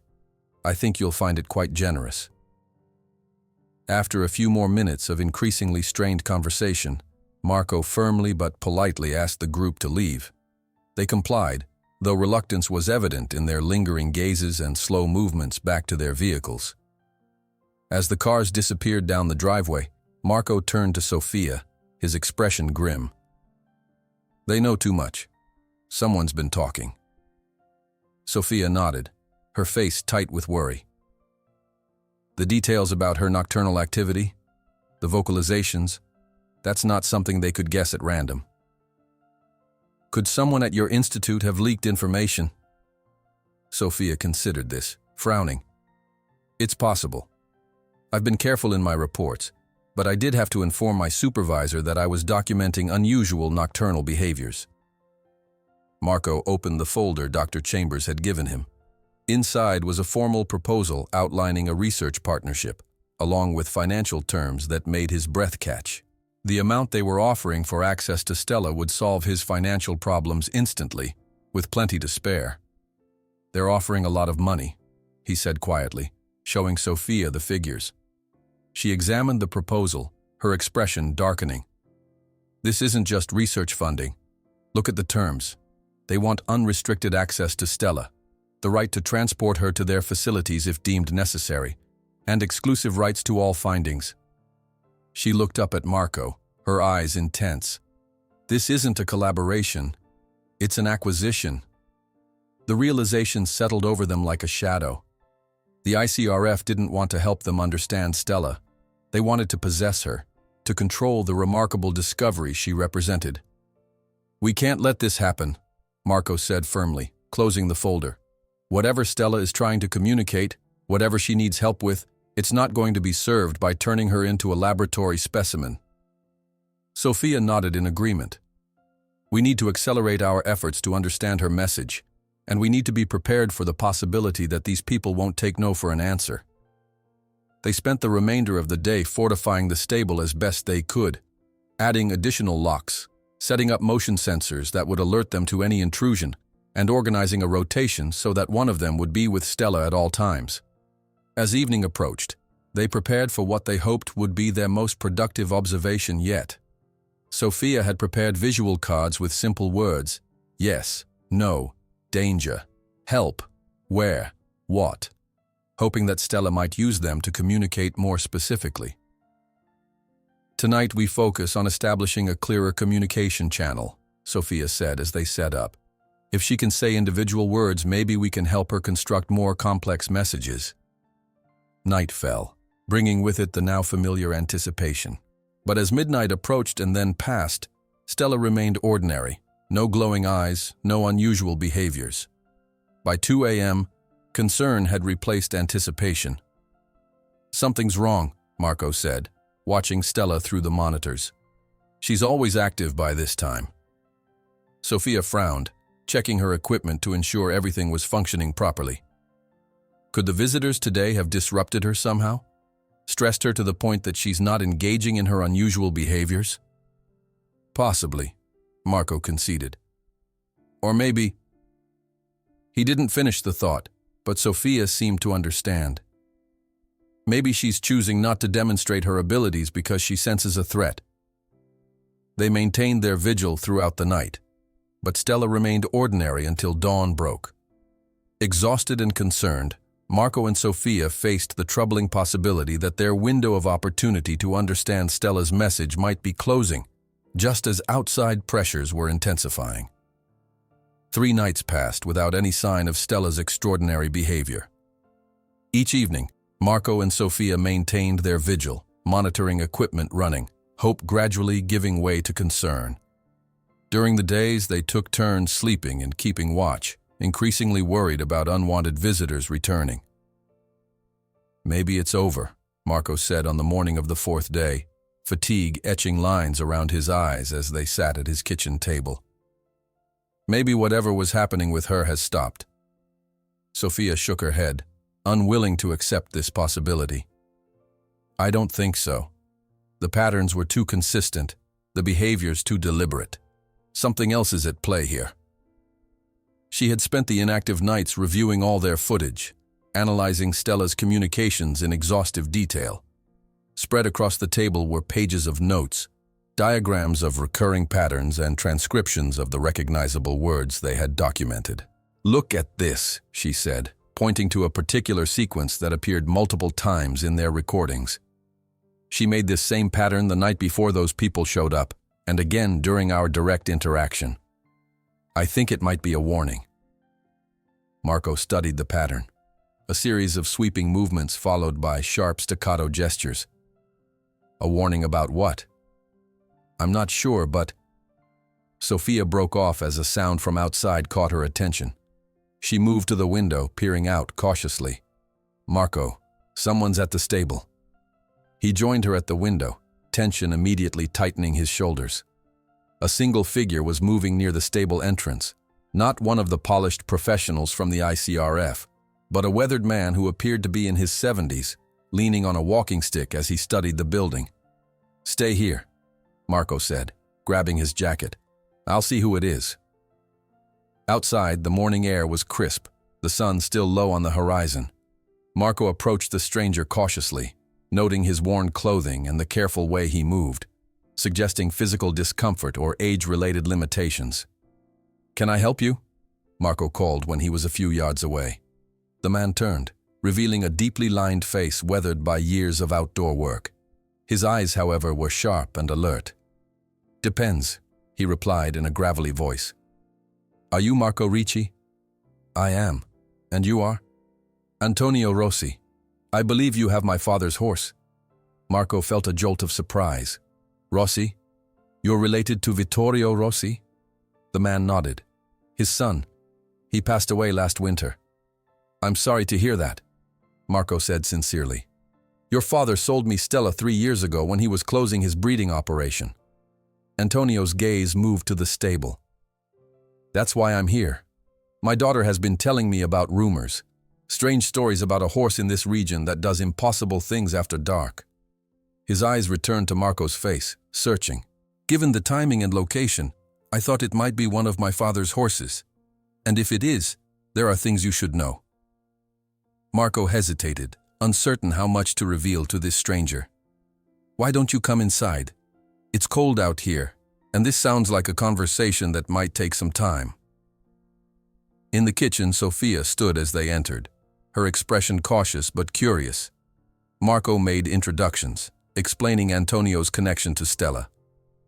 "So you've come about the rumors," Sophia said once they were seated, coffee steaming in mugs before them. "What exactly have you heard?" Antonio took a sip of his coffee before answering. "Strange behaviors at night, lights fluctuating, a horse that moves and vocalizes in ways that aren't natural." He set down his mug carefully. "Are the stories true?" Marco and Sophia exchanged a glance, a silent communication passing between them. Finally, Marco nodded. "Yes, they're true. Stella has been exhibiting extraordinary behaviors, typically between midnight and dawn. We've documented her solving complex puzzles, creating deliberate patterns in the air, vocalizing in structured sequences, and even producing what sound like human words." Antonio didn't seem surprised. If anything, his expression showed a grim satisfaction, as if a long-held suspicion had been confirmed. "Then it's happening again," he said quietly. "Just like with my father." "What do you mean?" Sophia asked, leaning forward. Antonio sighed deeply, his weathered hands wrapping around his mug as if seeking its warmth. "My father bred Andalusians for over 40 years. He was respected, successful. But in his later years, he became obsessed with one particular bloodline, horses that he claimed showed unusual intelligence, especially at night." The parallels were unmistakable. Marco felt a chill despite the kitchen's warmth. "Did he document these behaviors?" "Extensively," Antonio confirmed. "Journals full of observations, recordings that he guarded zealously. Most of the family thought he was losing his mind, the ramblings of an old man. But I saw things sometimes when I would visit him late, things that didn't make sense." "What kind of things?" Sophia pressed. "A mare standing on her hind legs, moving her front legs in patterns like she was riding in the air. Lights dimming and brightening with no explanation. And once, a sound that wasn't like any horse sound I'd ever heard, almost like speech." Marco and Sophia exchanged another look, their suspicions confirmed. Stella's abilities weren't unique to her. They were somehow tied to her bloodline. "What happened to your father's documentation?" Sophia asked. Antonio's expression darkened. "That's where the story gets ugly. Word got out about his special horses. At first it was just curious locals, but then people from universities started showing up. And then others, people with money and influence who didn't bother with permissions or protocols. Like the International Cognitive Research Foundation, Marco suggested. Antonio's eyes narrowed. You've met them already, I see. Yes, they were among the most persistent. They offered my father enormous sums for his horses and his research.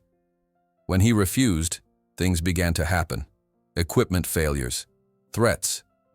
Then one night, there was a fire in his office. All his journals, all his recordings, destroyed. The implications were chilling. Marco thought of the sophisticated monitoring equipment in their tack room, the irreplaceable documentation they had accumulated. And after the fire? My father was devastated. His health, already fragile, declined rapidly. He sold off most of his horses, keeping only a few of his special bloodline. Stella was among the last to go. He said he was sending them to people who would understand their value beyond money. Antonio looked directly at Marco. I suppose he chose well with you. Sofia had been taking notes as Antonio spoke. Mr. Rossi, did your father ever mention what he thought was happening with these horses? Did he have a theory about the source of their unusual abilities?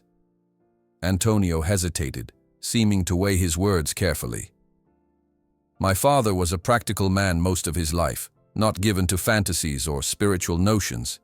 But toward the end, he spoke of things that sounded, well, fantastic. He believed these horses were trying to communicate something important, a message or a warning. He became convinced they were not entirely of this world. What do you mean? Marco asked. He called them star horses, said their bloodline carried something ancient, something that connected them to the heavens. In his last days, he spoke of constellations, alignments, cycles that were completing. Antonio shook his head. As I said, most of the family thought he had lost his mind. But you didn't, Sofia observed. I saw enough to know something extraordinary was happening, Antonio admitted.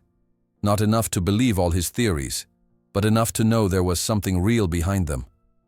Marco thought about the words Stella had so clearly communicated. Help. About the urgency in her demonstrations, the complexity of her patterns. Did your father ever mention the horses asking for help, warning about danger? Antonio's expression sharpened with interest. Yes, repeatedly. He became obsessed with the idea that they were trying to warn us about something. That's why I'm here now.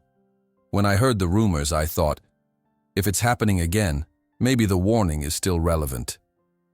This new information shifted everything. What they had been treating primarily as a fascinating scientific anomaly now took on a new dimension, possibly a pressing one, if Stella's urgency was any indication. Mr. Rossi, Sofia said carefully, do you have any of your father's remaining notes? Anything that might help us understand what Stella is trying to communicate? Most was lost in the fire, Antonio replied. But I have a few personal letters he wrote to me in his final months. I didn't take them seriously then, but perhaps they might mean something to you now.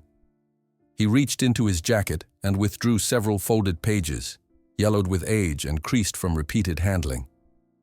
These were his last communications to me. Marco accepted the letters with a sense of reverence.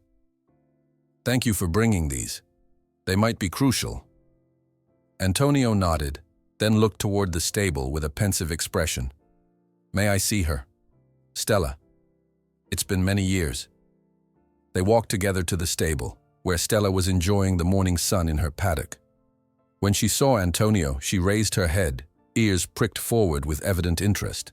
As they approached the fence, she walked directly to them, extending her muzzle toward Antonio in what seemed like recognition. She remembers you, Marco said, surprised. Antonio reached out a weathered hand to stroke her forehead. Or she remembers my connection to her first home. These horses never forget. They spent another hour with Antonio, gathering what details he could recall about his father's observations and theories. When he finally departed, promising to search for any additional documentation that might have survived, Marco and Sofia returned to the kitchen to examine Vittorio Rossi's letters.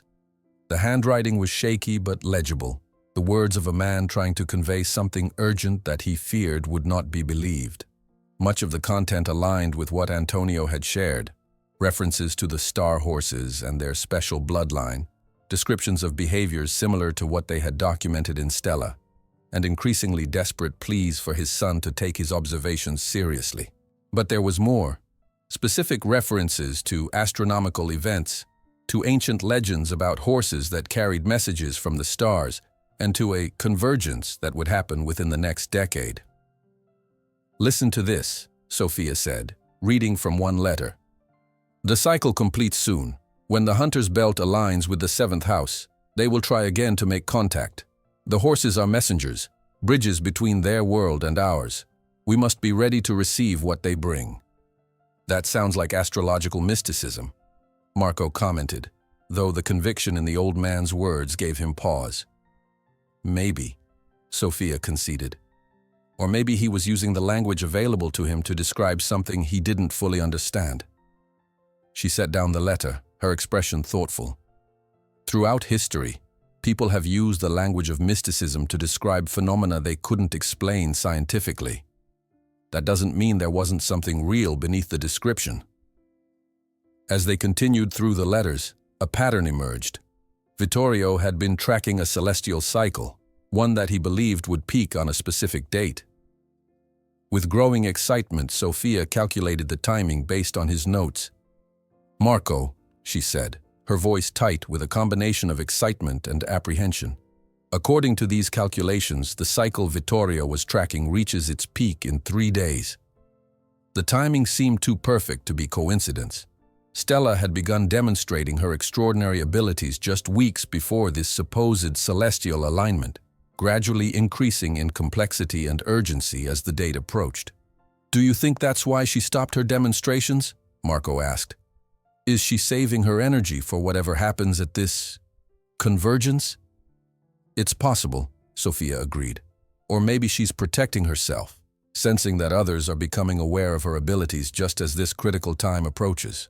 They spent the remainder of the day researching the astronomical alignments Vittorio had referenced, finding that there was indeed a notable celestial configuration occurring in 3 days, a rare alignment of planets that would be most visible in the hours after midnight. As evening fell, they prepared for another night of observation, though with tempered expectations given Stella's recent inactivity. The stable was quiet, the horses settling into their normal evening routines.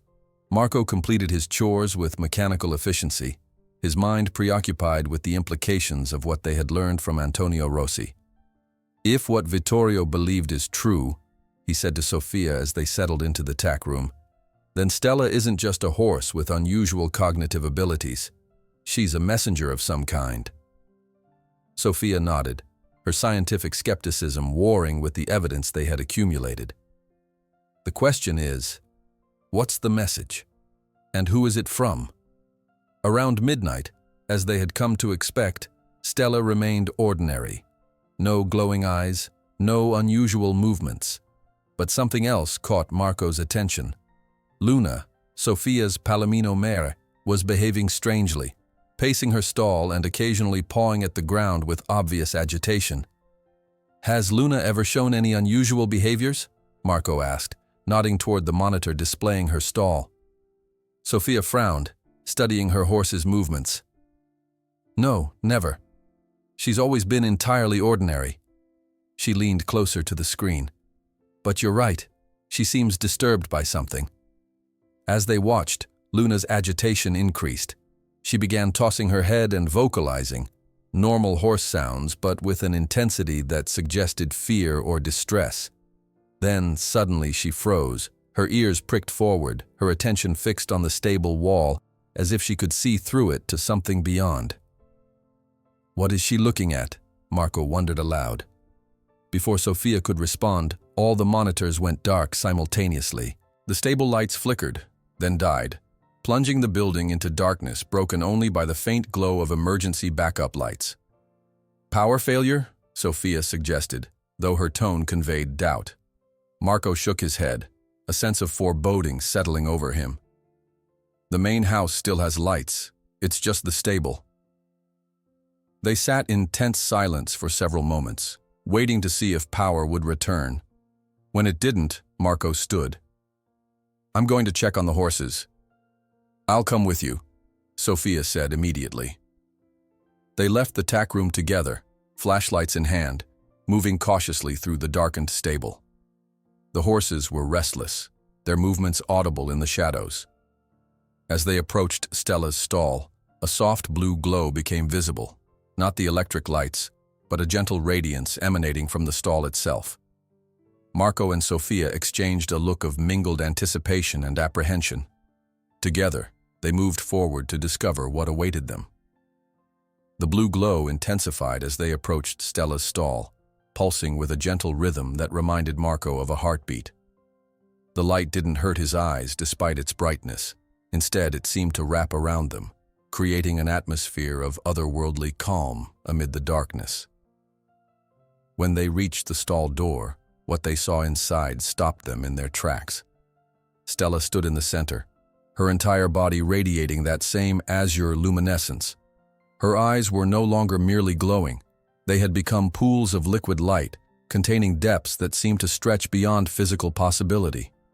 She was perfectly still, her posture balanced and poised, emanating a presence that filled the space with unmistakable sentience. "Marco," Sophia whispered, her voice barely audible. "Look at the walls." He tore his gaze from Stella to see that the wooden walls of the stall were covered in patterns of light, intricate geometries and flowing lines that shifted and moved like living things. Some resembled the patterns Stella had traced in the air during her previous demonstrations, but far more complex, interconnected in ways that suggested a comprehensive system of communication.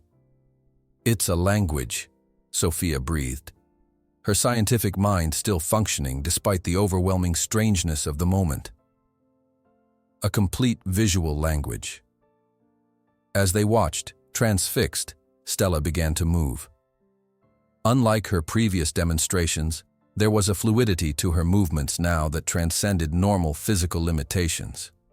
She rose onto her hind legs with impossible grace, her forelegs tracing patterns in the air that left trails of light hanging suspended, creating three-dimensional structures of luminous beauty. And then she spoke, not in the halting, effortful way she had produced individual words before, but in a clear, melodious voice that seemed to bypass their ears and resonate directly within their minds. "The time approaches. I can show you now." The words were in perfect English, though the voice had an otherworldly quality.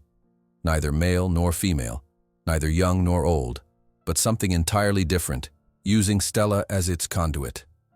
Marco gripped the stall door for support, his knees suddenly weak.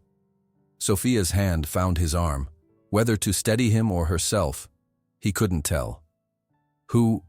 What are you?" Marco managed to ask, his voice hoarse with emotion. The patterns of light on the walls shifted, forming new configurations that seemed to pulse in harmony with Stella's radiance. "I am a messenger," the voice replied, "one of many sent to warn and to guide. Your kind names us differently across time and culture. Stars, angels, visitors. The name is unimportant, the message is what matters." Sophia had recovered some of her scientific composure, though her eyes remained wide with wonder. "Are you extraterrestrial?" she asked, the question sounding simultaneously absurd and perfectly reasonable in the surreal context. A ripple passed through the light patterns, something that might have been amusement. "Your concept of extraterrestrial is too limited. We exist in dimensions adjacent to your reality, neither fully separate nor fully integrated. We have watched your kind for millennia, intervening when necessary." Marco struggled to process this information, his mind reeling with implications. "And you communicate through horses? Why?" "Certain bloodlines carry genetic modifications we introduced long ago," the voice explained. "They serve as bridges, living receivers capable of channeling our consciousness for brief periods. The one you call Stella is particularly receptive." "The star horses Vittorio Rossi wrote about," Sophia murmured. He understood, at least partially. The light patterns shifted again, forming what looked like a stellar map. The old breeder recognized the truth, though he lacked the context to fully comprehend it. He protected this bloodline, ensuring the bridge would remain when needed. Marco remembered Antonio's story about the fire that destroyed Vittorio's research. People tried to exploit this knowledge before. Yes, the voice confirmed. There are always those who seek power without understanding the convergence approaches and some sense its importance without grasping its meaning. They would use it for their own purposes, which would lead to catastrophe. The ICRF, Sophia said grimly. They know something is happening. They know enough to be dangerous, the voice agreed. They have captured others of our messengers, studying them, trying to harness abilities they cannot control. A chill ran down Marco's spine at the thought of other horses like Stella, imprisoned in laboratories, subjected to experiments by people who didn't understand what they were dealing with. What is this convergence? He asked. What's going to happen? The light patterns rearranged themselves into what appeared to be a celestial diagram, planets and stars in specific alignments. In 3 nights, a portal will open briefly between our dimensions. It happens once every 70 years, when specific cosmic conditions align. This opening allows for direct communication, and for some of us, to return home. Sophia's scientific mind was working rapidly despite the extraordinary circumstances. You're saying some of your people are stranded here, and this convergence allows them to go back? Yes. Those of us who have completed long-term observations must return to share what we have learned. Others will come to take their place. The voice paused, the light pulsing more intensely. But there is danger. The portal creates a temporary instability in your reality. If disrupted or manipulated incorrectly, the consequences would be severe. How severe? Marco asked, though he suspected he knew the answer. Catastrophic, the voice confirmed. A tear in the fabric of your dimension that would grow exponentially. Your scientists might call it a vacuum decay event. The end of your world, spreading outward at the speed of light. The gravity of the situation settled over them like a physical weight. This was far beyond what either of them had imagined when they began documenting Stella's unusual behaviors. What do you need from us? Sophia asked, her voice steady despite the enormity of what they were hearing. Protection, the voice replied simply. Stella must be at a specific location when the convergence peaks, a place where the dimensional boundaries are thinnest. There, she will serve as a stabilizing anchor for the portal, ensuring safe passage in both directions. And if she's not there, Marco asked, the portal will still open, but without stabilization. The risk of catastrophic failure increases dramatically. Marco thought of the ICRF representatives, their determination to acquire Stella, their resources and influence. Others want to interfere, to take Stella for themselves. Yes, they have detected the energy signatures of the approaching convergence. Though they do not understand their true nature, they believe they can harness this power. The light patterns fluctuated, conveying a sense of urgency. They must not be allowed to disrupt the process. Sophia stepped closer to the stall, her expression resolute. Tell us what we need to do. Where does Stella need to be and when? The light patterns shifted again, forming what Marco recognized as a topographical map of the region. A specific location glowed more brightly. A high plateau in the hills about 20 kilometers from the stable. This place, at midnight on the 3rd night from now, the voice instructed. Stella must be there, unrestrained and unburdened. I will guide her actions when the time comes. Marco nodded, determination replacing his initial shock. We'll get her there, no matter what. Be warned, the voice continued. Those who seek to interfere will sense the increasing energy as the convergence approaches. They will become more desperate, more dangerous. As if to underscore this warning, the distant sound of vehicles approaching broke the otherworldly silence. The blue glow pulsed once, sharply, then began to fade. They come now, the voice said, growing fainter. I cannot maintain this connection longer without risking damage to the vessel. Remember, 3 nights, at midnight. Everything depends on it. The luminescence dimmed rapidly, the patterns on the walls fading like morning mist under a rising sun. Stella's eyes returned to their normal dark color, and she swayed slightly, the tremendous energy that had filled her departing all at once. Marco quickly opened the stall door and moved to support her, concerned she might collapse from the strain. "Easy, girl," he murmured, stroking her neck as she leaned against him. "You've done enough for tonight."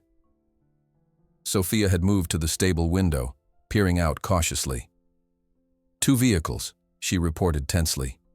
"SUVs, lights off. They're trying to approach quietly." Marco's mind raced. The stable was still dark, the power out, likely cut deliberately by whoever was approaching. They had only minutes before their visitors would be upon them. "We need to get out of here," he said decisively. "They can't be allowed to take Stella." Sophia nodded, already moving toward the tack room. "I'll grab the essential documentation. You get the horses ready." They moved with urgency but forced themselves to remain methodical.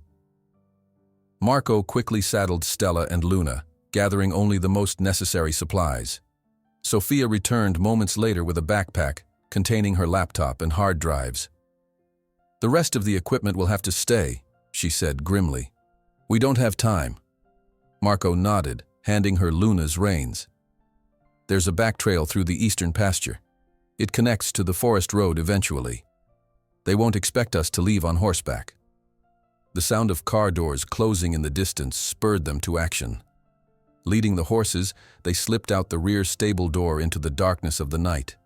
The moon was nearly full, providing just enough light to navigate by once their eyes adjusted. They moved as quietly as possible across the pasture, keeping close to a line of trees that provided some cover. Behind them, flashlight beams began to sweep across the stable yard as their uninvited visitors began their search. "They'll figure out we've gone soon enough," Sophia whispered as they reached the edge of the woods. "They'll probably have the main roads watched." "That's why we're not taking the main roads," Marco replied, helping her mount Luna before swinging himself up onto Stella's back. "I grew up exploring these hills. There are paths only locals know." They urged the horses into a trot once they were under the cover of the forest, following a narrow trail that wound between ancient oak trees. Marco led the way, constantly scanning for landmarks in the moonlight. The horses moved confidently despite the darkness, their night vision far superior to human eyes. After about an hour of steady riding, they reached a small clearing where a rustic cabin stood, its wooden walls silvered by age and weather. Marco dismounted, signaling for Sophia to do the same. "My grandfather's old hunting lodge," he explained in a low voice. "No one's used it in years, but it should provide shelter for tonight. We can plan our next move from here." The cabin was dusty but structurally sound. They settled the horses in a small attached lean-to, then entered the main room. Marco found an old oil lamp and matches, providing them with warm golden light that wouldn't be visible from outside once they covered the windows with the heavy shutters. Sitting at the rough-hewn table, they finally had a moment to process what had happened. The encounter with the entity using Stella as its vessel, the warnings about the convergence, the pursuit by those who sought to interfere. It was almost too much to comprehend. "Do you believe it?" Marco asked finally, breaking the silence. "About other dimensions, portals, all of it?" Sophia was quiet for a moment, her scientific mind clearly wrestling with experiences that defied conventional explanation. "I saw what you saw," she said eventually. "Experienced what you experienced. There's no scientific framework I know of that can fully explain it, but yes, I believe what we were told is true, at least as far as the entity understands it." Marco nodded, relieved that she hadn't dismissed the experience. "Then we have 3 days to get Stella to that plateau, while avoiding the ICRF and whoever else might be looking for her, and possibly save the world in the process," Sophia added with a hint of wry humor despite the gravity of their situation. The absurdity of their circumstances struck them simultaneously, and they shared a brief, tension-breaking laugh. Then, by the warm light of the oil lamp, they began to plan how they would protect a horse that carried the fate of their world in her genes. Dawn broke over the hunting cabin, filtering through cracks in the wooden shutters to cast thin blades of light across the dusty floor. Marco and Sophia had managed a few hours of fitful sleep, taking turns to keep watch. Now, as morning arrived, they faced the daunting task of planning their journey to the plateau while evading those who sought to capture Stella. They'll be searching the main roads, Marco said, spreading a weathered topographical map across the table. It had been stored in an old trunk, along with other supplies his grandfather had left behind. But there are trails through these hills that don't appear on standard maps. Old livestock routes, hunting paths, logging roads that haven't been used in decades. Sophia studied the map, her finger tracing possible routes. How long would it take to reach the plateau this way? 2 days of steady riding if we push hard enough, Marco estimated. The terrain is challenging in places, but both horses are sure-footed. They developed their plan over a simple breakfast of canned provisions they found in the cabin's storage. They would travel by day, using the forest cover as much as possible, and find secluded places to camp at night.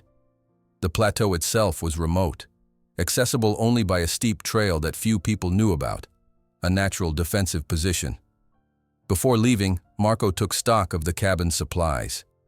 His grandfather had been a practical man who believed in preparation, and the trunk contained items that might prove useful: a compass, a hunting knife, a basic first aid kit, and even an old but functional two-way radio. "This might come in handy," he said, showing Sophia the radio. "It's short range, but it could allow us to communicate if we get separated." By mid-morning, they were ready to depart. The horses had rested well and seemed eager to move. As Marco secured their minimal supplies to the saddles, Sophia checked her phone one last time before they moved beyond cellular range. "Multiple missed calls from the Institute," she reported grimly, "and 2 from numbers I don't recognize. Word is definitely spreading." They mounted up and set off, following a narrow deer trail that wound deeper into the forested hills. The day was clear and mild, the kind of perfect autumn weather that would normally have been a pleasure to ride in. But the circumstances cast a shadow over the beauty around them, a constant awareness that they were being hunted. Around midday, they paused in a small clearing to rest the horses and eat a light meal. Sophia took the opportunity to review some of the data she had managed to save on her laptop, searching for any additional insights that might help them. "There's something interesting in the frequency analysis of Stella's vocalizations," she said, showing Marco a graph on her screen. "There are patterns here that match frequencies recorded during certain celestial events, specific types of solar flares, aurora borealis phenomena. It's as if her communications are somehow aligned with cosmic energy patterns."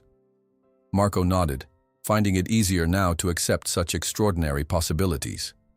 After what they had witnessed, the barriers between the possible and impossible had become far more permeable in his mind.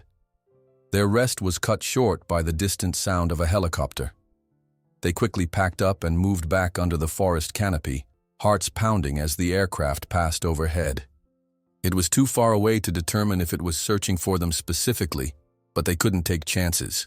"They're bringing in serious resources," Sophia observed tensely as they continued along the trail. "The ICRF must be more desperate than we realized." Marco thought about what the entity had told them, that the ICRF had captured other messengers and was attempting to harness abilities they didn't understand. The stakes were clearly higher than merely scientific discovery. By late afternoon, they had made good progress, climbing steadily into more rugged terrain where the forest gave way to rocky outcroppings and narrow passes. Marco led them to a small cave he remembered from hunting trips with his grandfather, well hidden and defensible, with a small stream nearby for water. "We'll spend the night here," he decided. "It's sheltered enough that we can risk a small fire without it being visible from a distance." They made camp efficiently, tending to the horses before seeing to their own needs. As darkness fell, they sat beside a carefully managed fire, its warmth a comfort against the mountain chill. "Tomorrow will be the hardest part of the journey," Marco explained, tracing their route on the map by firelight. "We'll have to cross this exposed ridge before descending into the valley that leads to the plateau. There's no cover for about 2 kilometers." Sophia nodded, understanding the risk. "We'll need to cross at first light, when visibility is still poor, but we can see well enough to navigate safely." They took turns sleeping that night, maintaining a constant watch. During his shift, Marco found himself studying Stella, who stood quietly in the shadows at the edge of the firelight. She appeared entirely normal now, no glowing eyes, no supernatural presence. Yet he knew she carried within her something profound beyond human understanding. "We'll get you there," he promised softly. "Whatever it takes." The second day of their journey began in pre-dawn darkness. They packed quickly and set off while the world was still wrapped in shadows, timing their approach to the exposed ridge to coincide with the first murky light of dawn. The crossing was tense but uneventful, both riders lying low over their horses' necks to minimize their silhouettes against the skyline. Once back under forest cover on the other side, they allowed themselves to breathe more easily. The descent into the valley was challenging, a steep switchback trail that required full concentration from both riders and horses. By midday, they had reached the valley floor, a beautiful, isolated meadow ringed by steep slopes on all sides. "We're making good time," Marco said as they paused to rest. "The plateau is about 4 hours from here, following the stream up that eastern slope." Sophia nodded, but her expression was troubled. "I can't shake the feeling that we're being watched, that they're closer than we think." Marco had been feeling the same unease, a prickling sensation at the back of his neck that had intensified throughout the morning. "We'll proceed with extra caution. The approach to the plateau has good visibility. We'll see anyone coming from below." They continued their journey, following the clear mountain stream that would eventually lead them to their destination. The horses seemed to sense the tension, moving with alert precision, ears constantly swiveling to catch any unusual sounds. It was mid-afternoon when they heard the unmistakable sound of an engine echoing through the valley behind them. Marco reined Stella to a halt, turning to look back the way they had come. "All-terrain vehicle," he said grimly. "They've found our trail." Sophia's face tightened with determination. "How far to the plateau?" "Another 2 hours at our current pace. Then we ride hard," she decided. "We have the advantage on horseback in this terrain." They urged their mounts into a canter, following the stream that now tumbled down the mountainside in a series of small cascades. The trail became steeper, forcing them to slow at times to navigate safely, all the while aware of the pursuit behind them.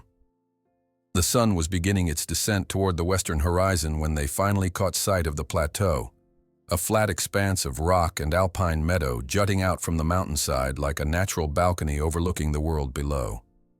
The trail leading up to it narrowed dramatically for the final approach, barely wide enough for a single horse. "We're almost there," Marco called encouragingly to Sophia, who was following close behind on Luna. As they began the final ascent, a shot rang out, the report echoing off the surrounding slopes. Marco instinctively ducked, turning to see a group of figures at the base of the trail. 3 men in tactical gear, one holding a rifle aimed skyward. "Warning shot," Sophia assessed quickly. "They don't want to risk hitting Stella." "Keep moving," Marco urged. "Once we're on the plateau, they'll have a hard time following. That trail is defensible." They pressed on, the horses responding valiantly to the urgency of their riders. Behind them, the men began the ascent, but as Marco had predicted, the narrow trail slowed them considerably. As the sun touched the horizon, Marco and Sophia reached the plateau, quickly dismounting and leading the horses to its center. The flat expanse was about half the size of a football field, covered in hardy alpine grass and surrounded on 3 sides by sheer drops. The only approach was the trail they had just ascended. "Help me move these rocks," Marco called, indicating a pile of loose stones near the trailhead. Together, they constructed a hasty barricade, not enough to completely block the trail but sufficient to slow anyone trying to reach them. With the immediate defensive measures in place, they turned their attention to preparing for what was to come. The convergence would peak at midnight, still hours away, but the waiting would be the hardest part. The sun set in a spectacular display of crimson and gold, painting the plateau in warm light before giving way to the deep blue of twilight. Stars began to appear overhead, unusually bright and clear in the mountain air. Sophia studied them with scientific interest, identifying the constellations mentioned in Vittorio Rossi's letters. "The alignment is already visible," she said, pointing to a specific configuration of planets and stars. "It's exactly as described. From their elevated position, they could see their pursuers making camp at the base of the trail, apparently deciding against attempting the difficult ascent in darkness. Flashlight beams moved about as the men established their position, occasionally sweeping up toward the plateau but falling far short of illuminating it. "They're waiting for reinforcements," Marco guessed. "They know we're trapped up here." Sophia nodded grimly. "They probably think they can just wait us out." She checked her watch. "It's just after 8. 4 hours until midnight." The temperature dropped rapidly with the sun's departure, the mountain air growing bitter with cold. They had brought blankets but didn't dare risk a fire that would give away their exact position on the plateau. Instead, they huddled together for warmth, keeping the horses close both for their body heat and to ensure Stella was ready when the time came. As midnight approached, the stars seemed to intensify, shining with an unnatural brilliance that transformed the plateau into a landscape of silver light and deep shadow. Stella, who had been calm throughout the evening, began to show signs of increasing awareness, her ears constantly moving, her eyes fixed on the heavens above. "It's starting," Sophia whispered, her breath forming clouds in the cold air. Marco nodded, feeling a strange electricity in the atmosphere, a building pressure that seemed to press against his skin. "How will we know when it's time for Stella to do whatever she needs to do?" "I think we'll know," Sophia replied, her eyes never leaving the night sky. At 11:30, movement at the base of the trail caught their attention. Flashlight beams bobbed as several figures began to ascend toward them. "They're coming," Marco said tensely. "They must have received orders not to wait." Sophia quickly checked that Luna was securely tethered, then joined Marco at their makeshift barricade. "We just need to hold them off until midnight. After that—" She didn't finish the thought, but she didn't need to. Neither of them knew exactly what would happen at midnight, only that Stella needed to be free and unrestrained when it did. The minutes ticked by with excruciating slowness as they watched the approaching lights climb steadily toward them. The pursuers were moving with purpose now, no longer concerned about stealth. At 11:45, the first figure reached the barricade. A beam of light blinded them momentarily as a powerful flashlight swept across the plateau. "Marco Ricci," called a familiar voice, Dr. Chambers from the ICRF. "We know you're up there. We have no desire to harm you or Dr. Vega, but we must insist that you surrender the horse immediately." Marco and Sophia remained silent, crouched behind the larger rocks of their barricade. They could make out at least 5 figures now, all equipped with tactical gear and what appeared to be tranquilizer guns. They wanted Stella alive and unharmed. "We understand more than you think," Dr. Chambers continued when no response came. "We've been studying these phenomena for years. The convergence is too important to be left in the hands of amateurs. Let us handle this properly." Still, Marco and Sophia maintained their silence. Every minute that passed was 1 minute closer to midnight, 1 minute closer to whatever was meant to happen. At 11:50, the first of the pursuers began dismantling their barricade, carefully removing stones to clear a path. Marco and Sophia retreated further onto the plateau, positioning themselves protectively near Stella, who was now standing perfectly still, her attention fixed on a point directly overhead. "Look," Sophia whispered, pointing upward. Above them, the stars were moving, or rather, a specific configuration of stars was shifting, seeming to align into a pattern that had not been visible before. A soft humming filled the air, more felt than heard, a vibration that seemed to resonate within their very bones. "One last chance," Dr. Chambers called, now standing at the edge of the plateau with her team spread out behind her. "Hand over the horse, and we can all benefit from what's about to happen." Marco stepped forward, placing himself directly between the ICRF team and Stella. "You don't understand what you're interfering with," he called back. "This isn't about scientific discovery or whatever benefits you think you can extract. This is about something much bigger."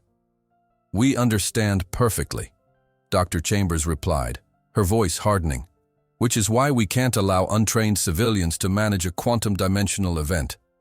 Stand aside, Mr. Ricci." Sophia joined Marco, the two of them forming a human barrier. "You're wrong," she said clearly. "Your interference could cause catastrophic damage to our entire reality. We were specifically warned about people like you." Dr. Chambers signaled to her team, who raised their tranquilizer guns in unison. "I'm sorry it has to be this way." Before they could fire, a brilliant beam of blue-white light shot down from the heavens, enveloping Stella in its radiance. The mare's body began to glow with that now familiar luminescence, but far more intense than anything they had witnessed before. The light spread outward from her in concentric rings, creating a barrier between her and the ICRF team. The humming intensified, becoming a harmonious chord that seemed to resonate with the fabric of reality itself. The air around Stella began to shimmer and distort, as if the boundary between dimensions was becoming visible to the human eye. Dr. Chambers and her team stood transfixed, their weapons forgotten, as they witnessed the extraordinary phenomenon unfolding before them. The light continued to intensify, creating a column that connected Stella to the specific configuration of stars overhead. And then she spoke, not in the halting way she had first communicated, but in that clear, resonant voice that bypassed the ears and spoke directly to the mind. "The convergence has begun. The portal opens." The air above Stella seemed to split, creating an opening that defied description. Not quite a hole, not quite a doorway, but a space where reality itself thinned to transparency. Through this opening came pulses of energy and information, flowing both into Stella and radiating outward from her. Marco and Sophia found themselves unable to move, held in place not by fear but by sheer awe at what they were witnessing. The ICRF team appeared similarly affected, their earlier aggression replaced by stunned silence. For what felt like both an instant and an eternity, the connection between worlds remained open. Messages and energies beyond human comprehension flowed through the portal, with Stella serving as the living conduit between dimensions. Then, gradually, the intensity began to ebb. The light softened, the humming quieted, and the distortion in the air above Stella slowly sealed itself. As the extraordinary event concluded, Stella lowered her head, the glow fading from her body until she once again appeared as a normal horse, though somehow more vibrant, more present than before. In the aftermath, a profound silence fell over the plateau. No one moved for several long moments, all of them, Marco, Sophia, even Dr. Chambers and her team, processing what they had just witnessed. It was Sophia who finally broke the silence. "It's done," she said simply. "The message has been delivered. The visitors have returned home." Dr. Chambers stepped forward, her earlier hostility replaced by a complex mixture of emotions, wonder, scientific curiosity, and perhaps a touch of humility. What just happened?" Marco looked at her steadily. "Exactly what we told you would happen. A convergence, a portal between dimensions, a message delivered. And thanks to Stella, it happened safely, without the catastrophic consequences that your interference might have caused." The ICRF leader seemed genuinely shaken. We believed we understood what was happening. Our research suggested a technological application, a source of energy or information that could be harnessed." "Some things aren't meant to be harnessed," Sophia replied gently. "They're meant to be witnessed, understood, respected. What we just saw wasn't a resource to be exploited. It was a reminder that we're part of something far larger than ourselves." As the first light of dawn began to touch the eastern horizon, a new understanding seemed to settle over all present. The ICRF team lowered their weapons completely, and Dr. Chambers approached Marco and Sophia with an expression of genuine contrition. "I think," she said quietly, "that we have a great deal to learn from you both." In the days that followed, an unexpected collaboration formed. Rather than attempting to take Stella by force, the ICRF opened its vast resources to Marco and Sophia, establishing a research sanctuary at Marco's stable where Stella and other horses of her bloodline could be studied with respect and care.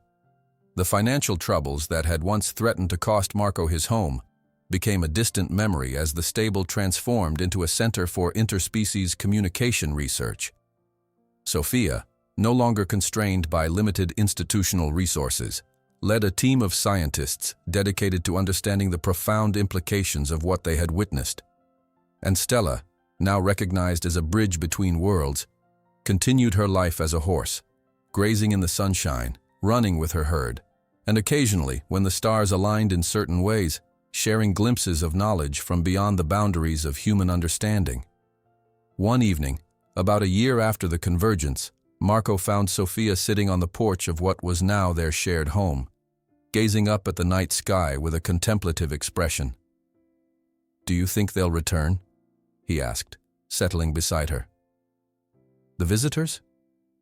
Sophia smiled, her eyes reflecting the starlight above. "I'm certain of it. The portal opens every 70 years, remember? Not in our lifetime, but someday." Marco nodded, reaching for her hand. "And we'll make sure the next generation is ready when they do." "Yes," she agreed softly. "That's our message to deliver." In the stable nearby, Stella stood at her stall window, her intelligent eyes fixed on the same stars, perhaps already aware of what the future would bring when the dimensions once again converged, and the extraordinary dance between worlds continued its ancient rhythm.